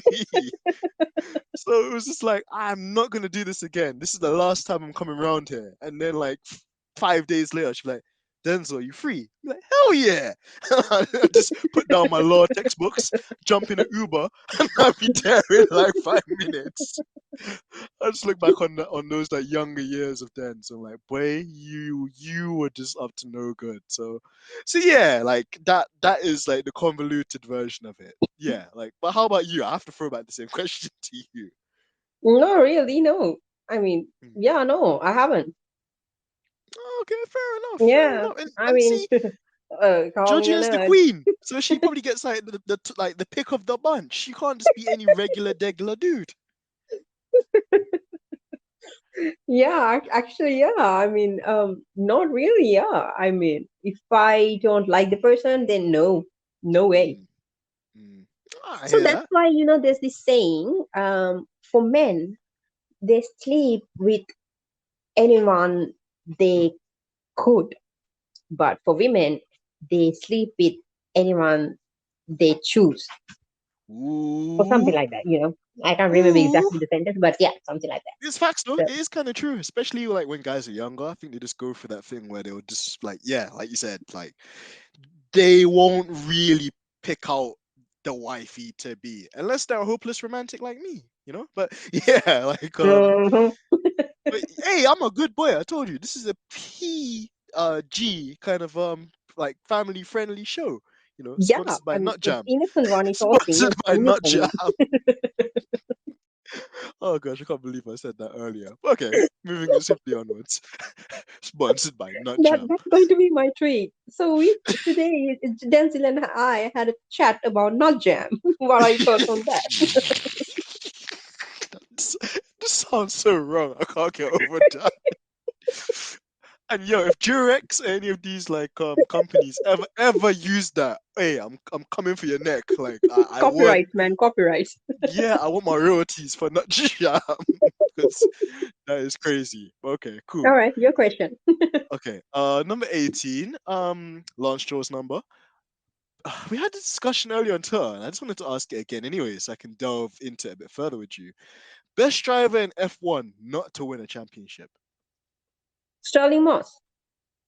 And that's the thing as And well, there goes my dog. I think he disagrees. Dude, can you shut up? I think he's Whenever he disagreed. hears another sound in the middle of the night, if Mhm. another dog from somewhere in the neighborhood barks, he barks back because he doesn't like sounds. He wants to sleep. Oh my God. He's like me. Oh, I'm blaming. I've a lot in common with Georgina's dog. Hashtag Georgina's dog. I have to get him on the next episode. But yeah. um Yeah, so yeah, Sterling Moss, actually, yeah. but why him? And also just like from your perspective as well, Georgina, like what is it Well, about Sterling Lost that appeals to you? Because obviously for us, he's like the British darling, like he's very elegant and very yeah, but charming. the thing is, like, when it comes for the mechanical era and the development of that side, the way he was driving, it was not that much developed like today.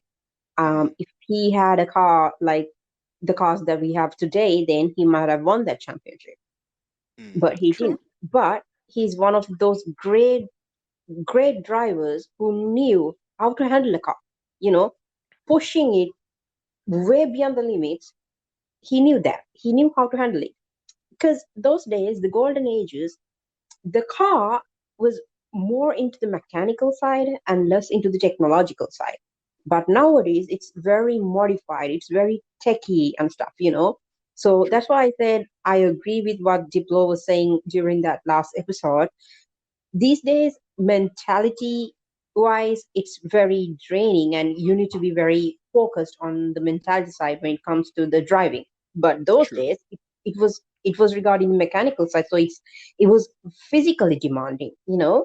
so it's very unfortunate that Sir Sterling Moss didn't win any championship, but Mhm. he should have, if he had that mechanical development side. He was in the era of not having that much of a development when it comes to the mechanical side. I guess that's basically what I think. It's just my opinion, but yeah. Yeah, I think it's a good shout, and I think even just the driving aspects out of it as well. Just he's just such a charming guy. Like he is like Great Britain. He is just like he had a very kind of charming personality. He was very kind of like not like these modern drivers that are a bit stingy or playing mind games or like trying to play up to the media. Just like he is very professional and like always well spoken, always kind of like diligent with his work and how much he cared.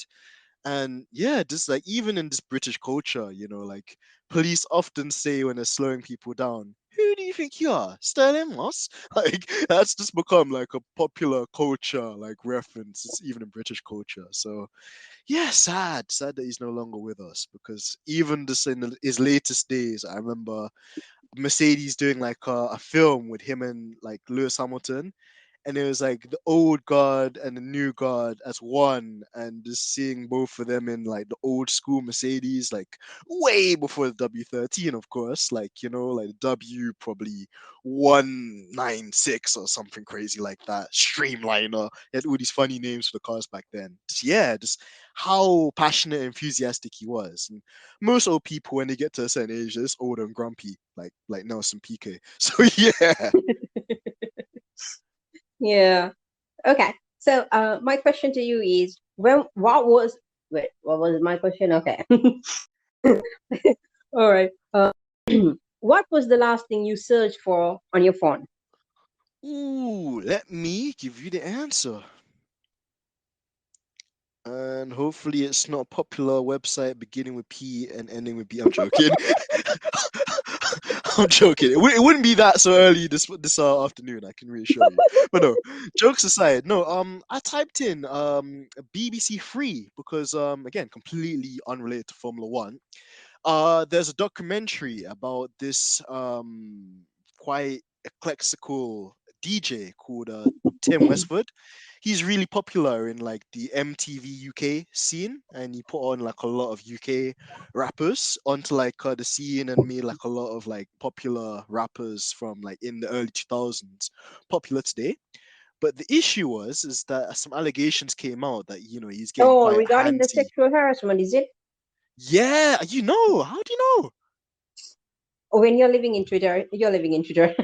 Yeah, well, listen, like you clearly you just keep your like eyes to the streets, and we love to see it. So, Georgina, shout out to you, because yeah, like I just thought it would just be a completely local thing, and it'd just be people in London that check it out. But yeah, just it's on BBC iPlayer, Too but I late for thought it that. was gonna. I know, right?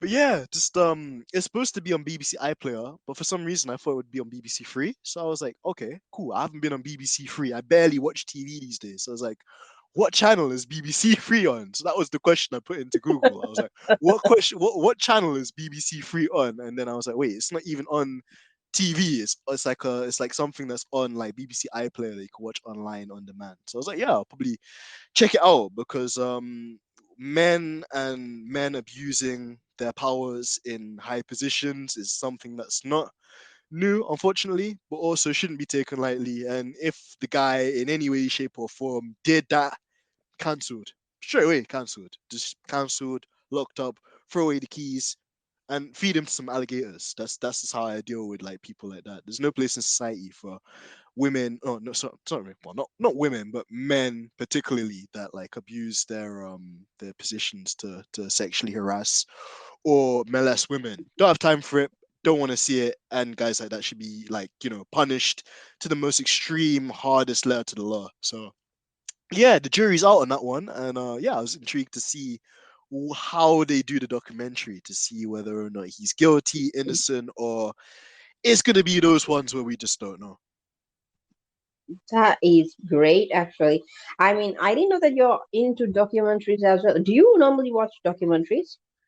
It really depends, Georgina, because I have moods for it. Like, I think I just go through phases with TV shows and documentaries and stuff. But Mm-hmm. yeah, there are times I like go through like binge watching a few, and even recently there was like a Kanye West one, which again I was kind of not so partial to begin with, because at first I was like, Kanye can be a bit narcissistic, or he can be a bit kind of like putting people down just because he's Yeah. successful.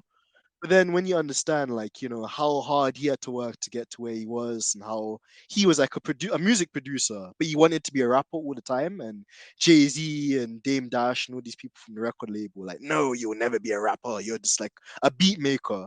And he had to like continuously like prove these people wrong and say, yo, I am a rapper. I was like, I could see kind of like why now, like he doesn't take crap from anyone. He just says how he feels, because he feels like he's been oppressed, and people have tried to stop him from achieving his goals for a long time, and he still achieved his dreams. So how do you hate somebody like that? So yeah, Yeah. like I go through phases of it, but also listeners and also Georgie, if there's any documentaries you want me to check out, let me know. My DMs are always open, so put them forward. Wow. I watch a lot.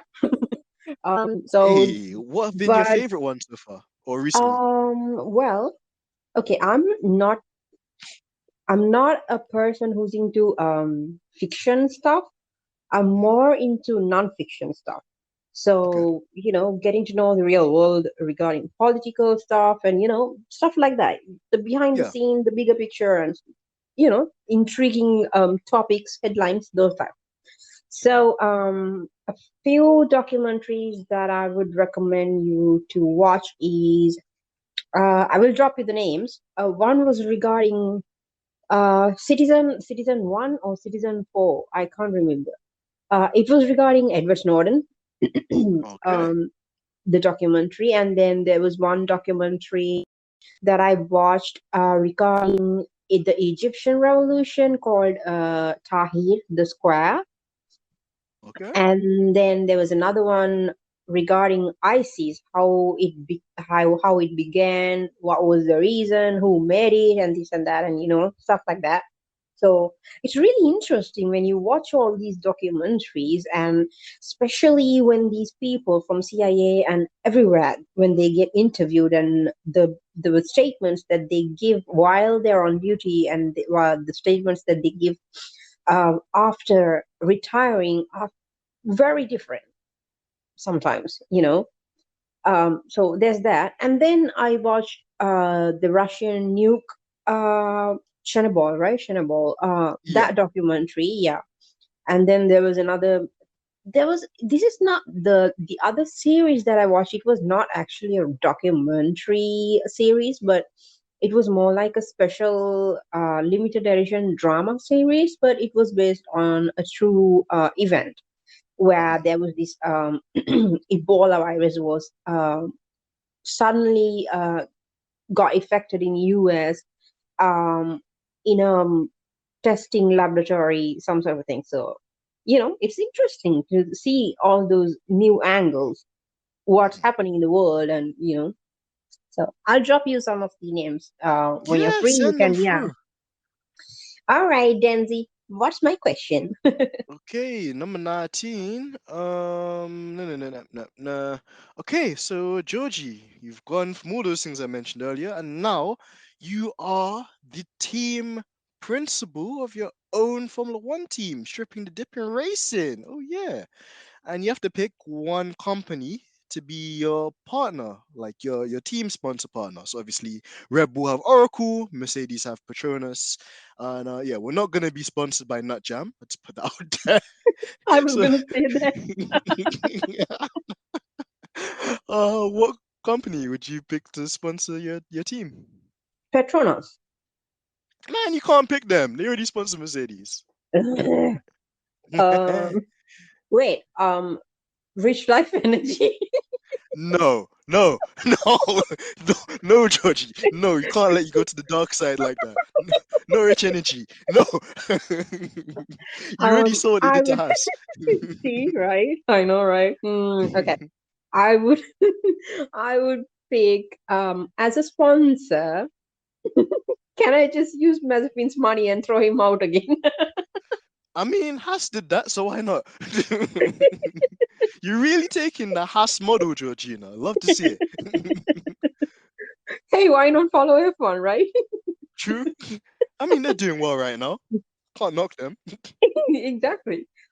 So as a sponsor, bloody hell. Um, I would actually pick. Not even that. How could you not say Mm, this? Muscle nerds. oh yeah, Duh.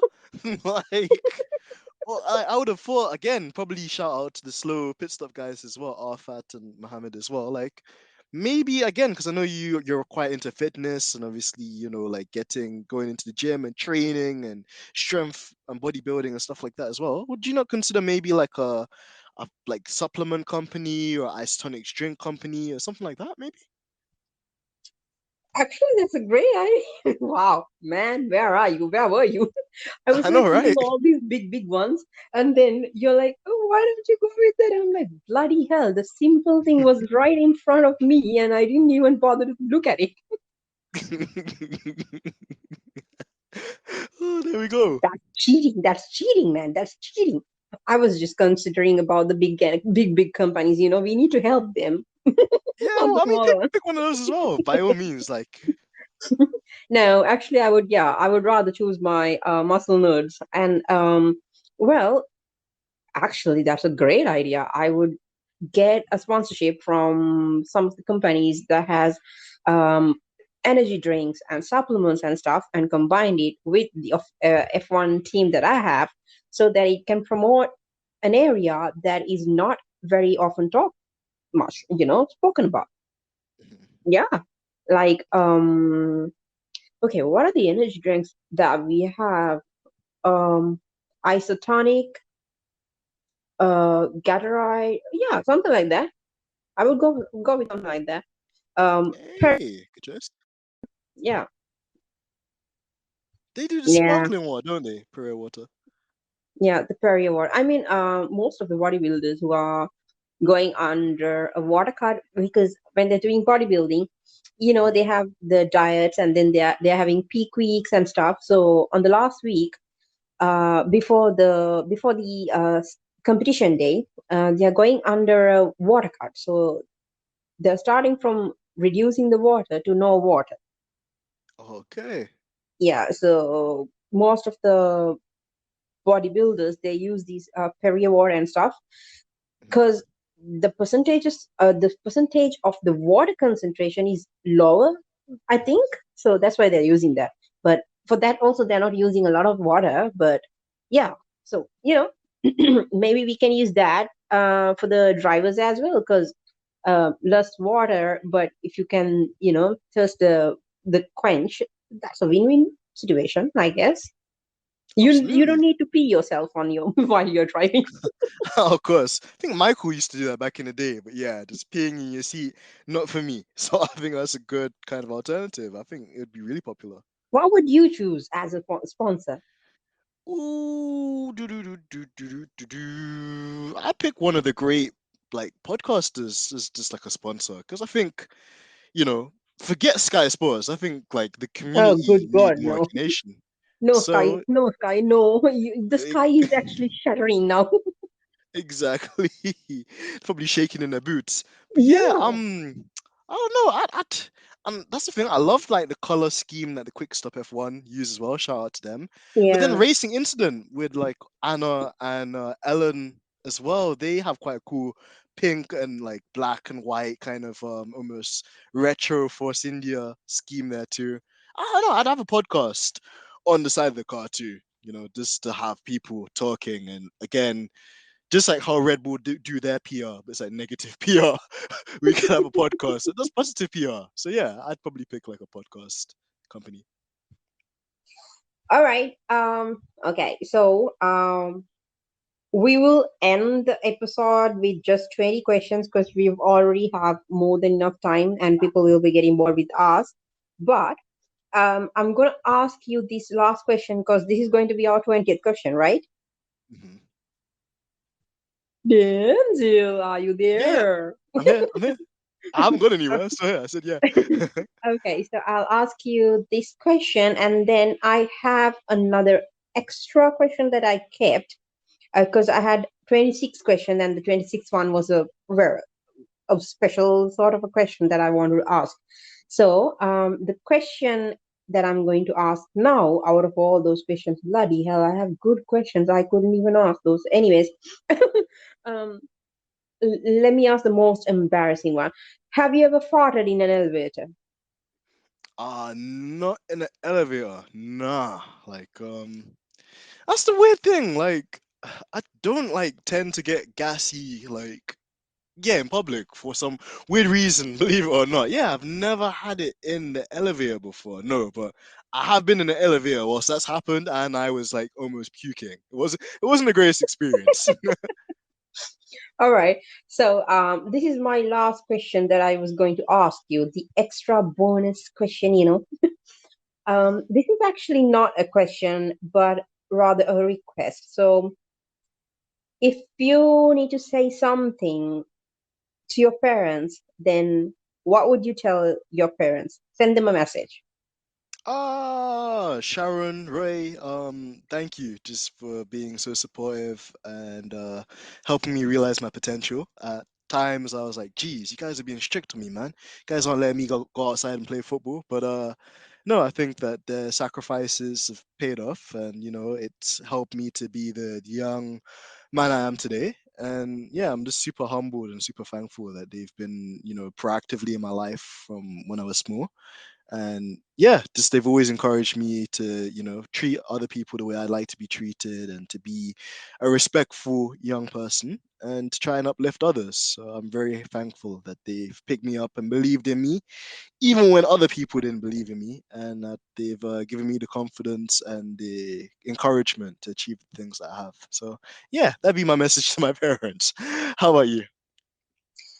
For me, well, my dad passed away when I was my age.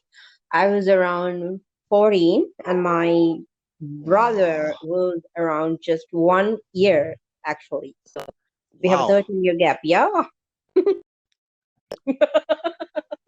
Oh. Yeah. So, for my mom, she's the whole world. She's the person who single-handedly actually raised me and my brother. So I'm very proud of her, and I just want to say that I love her so much, and I wouldn't even make a change of who I am, because I am who I am because of her, due to her actions and due to her raising. So I love her. And, Oh. you know, one day I really hope that I can, take her around the world, to be honest. That'd be amazing. And like, where would you guys travel if you guys like had the choice? I want to take her to Greece, um, Egypt, every continent, every continent.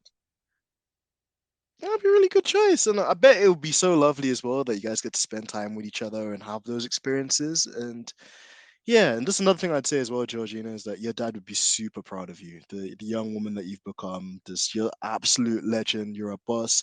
You work so hard, and yeah, like you're not like dependent on anyone. Like you're so autonomous and so independent, and a lot of people could learn from you. So you're super intelligent and you're such a likable person as well. So yeah, on both sides, I think not even just your parents, but just us, as the guests and the people that form this community with you. We're super privileged to just be with you.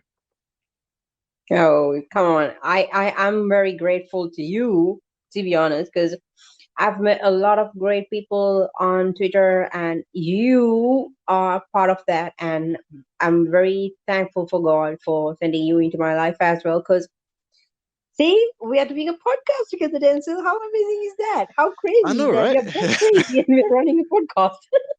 I know, right? And we're like peanut butter and jelly. Not Again, jam, man, not jam.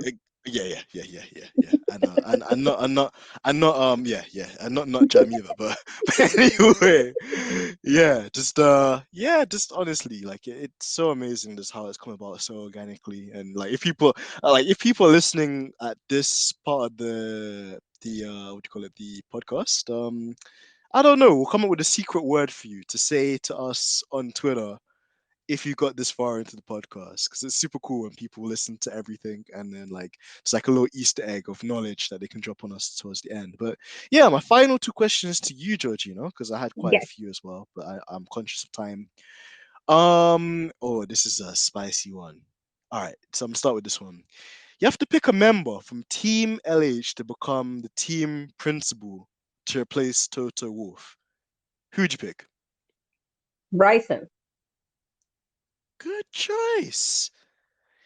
I think Bryson, yeah, Bryson, I think would be the safe option. I think the smart option to go for.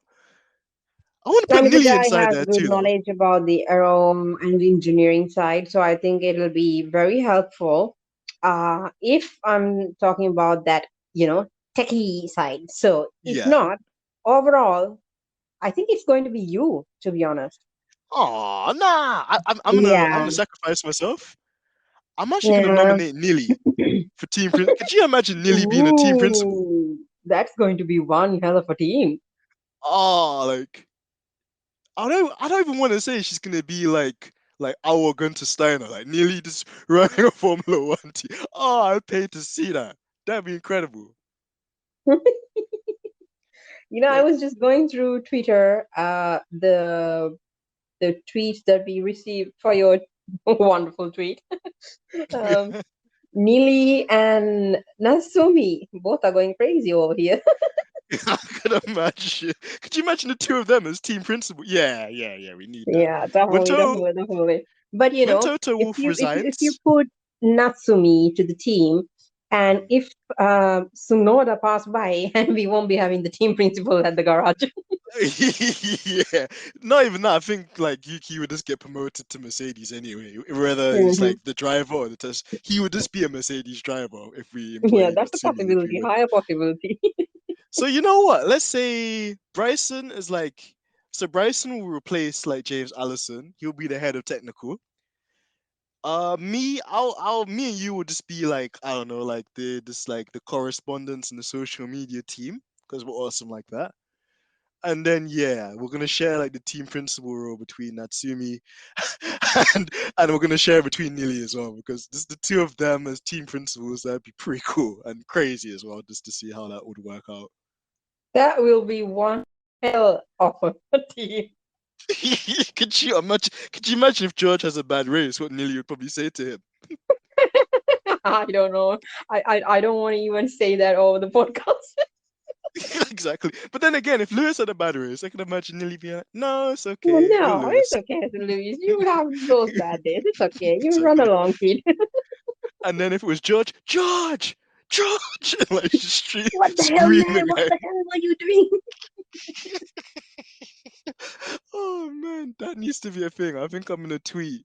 I'm just gonna tweet after this thing and just say, yeah, like So, if what's your if like last question?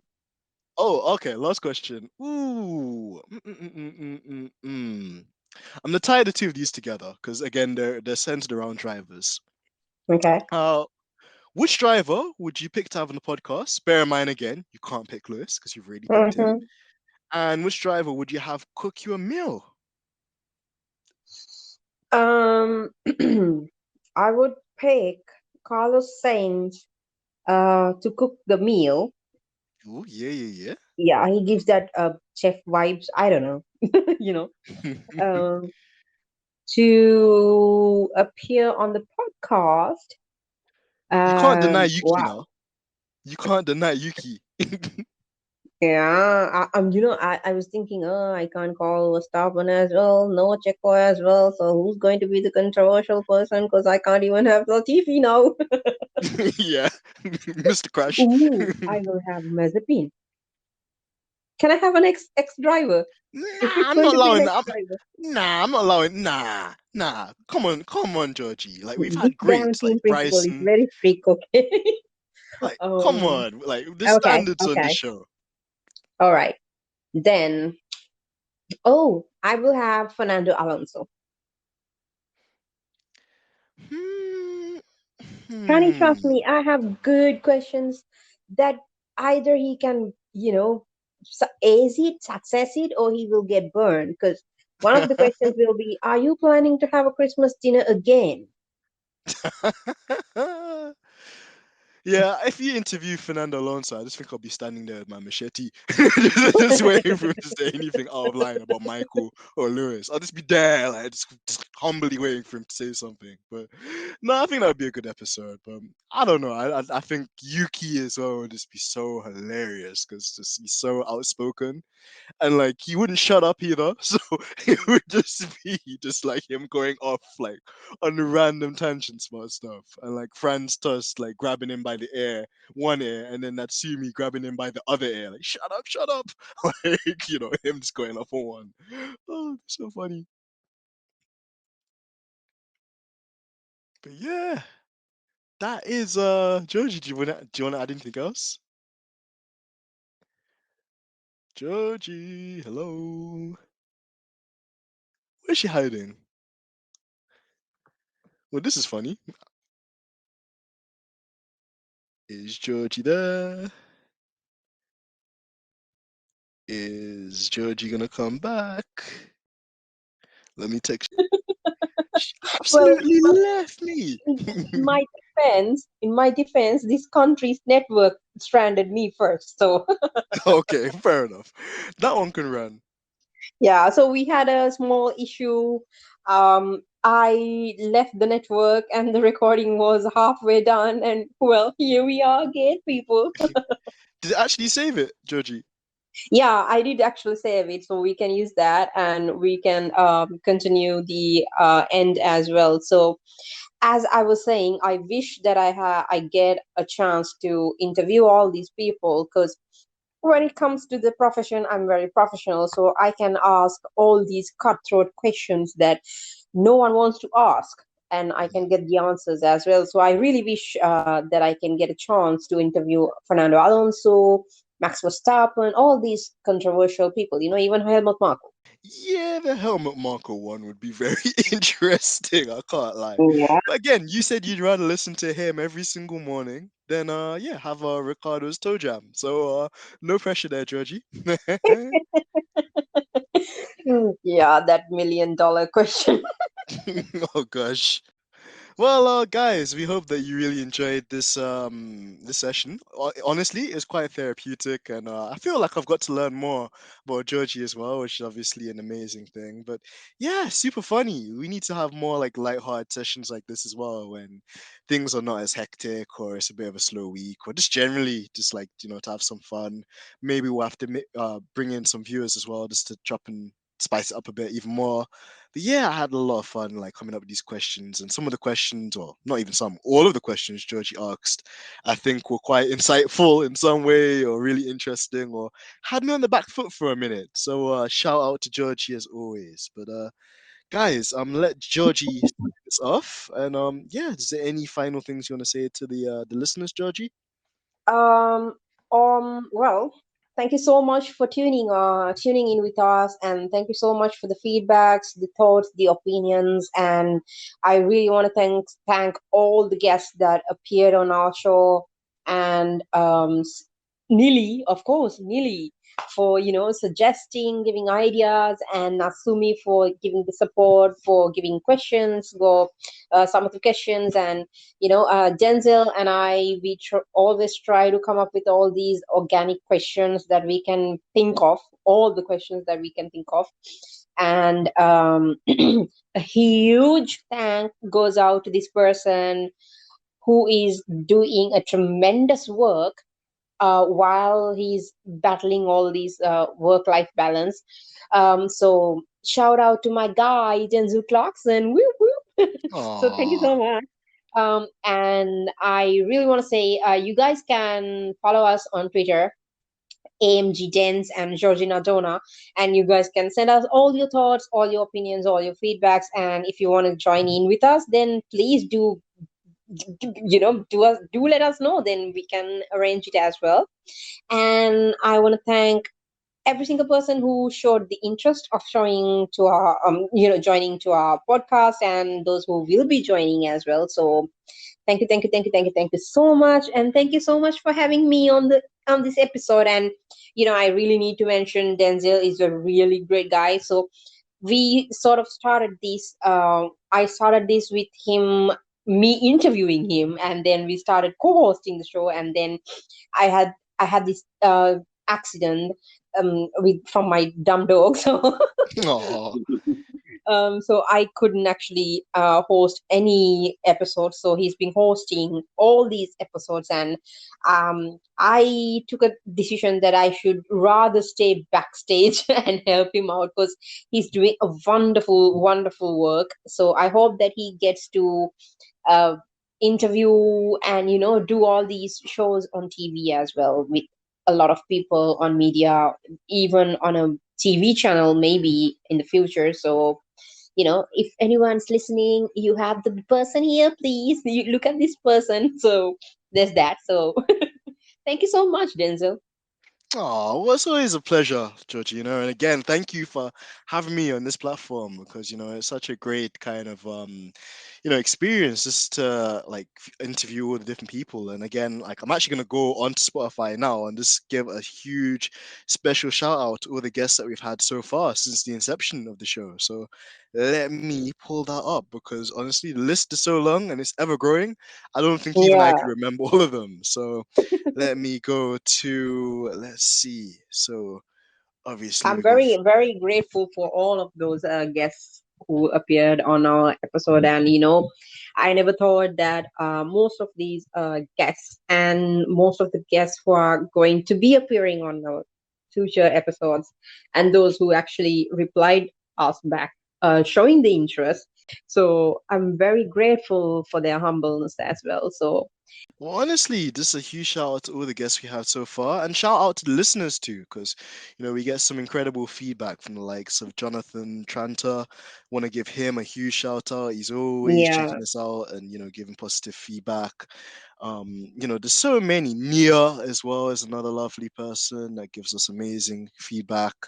There's just so many of you out there, and even if we didn't mention your name, just know that we still have you in our hearts. And yeah, just feel free always to just jump in our DMs and to just tell us anything that you want us to discuss or go through.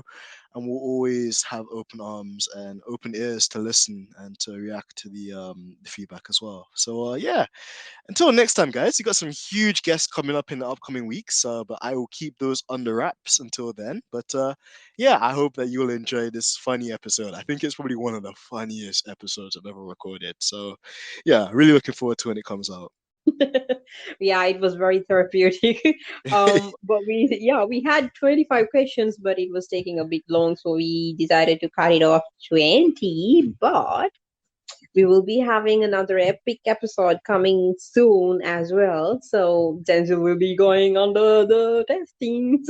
Oh gosh, here we go again. No, I look forward to it. I'm already gonna prepare myself for part two because it's so awesome. And yeah, like I said, maybe we have to get a few people in here as well, so we can just really spice up the conversation even more. But it's super fun. And as always, Georgina, thank you, and to all our listeners at home, thank you so much for tuning in. We love you all. We all hope that you have a great week. Be safe, and until next time on the Stripping and Dipping. Peace.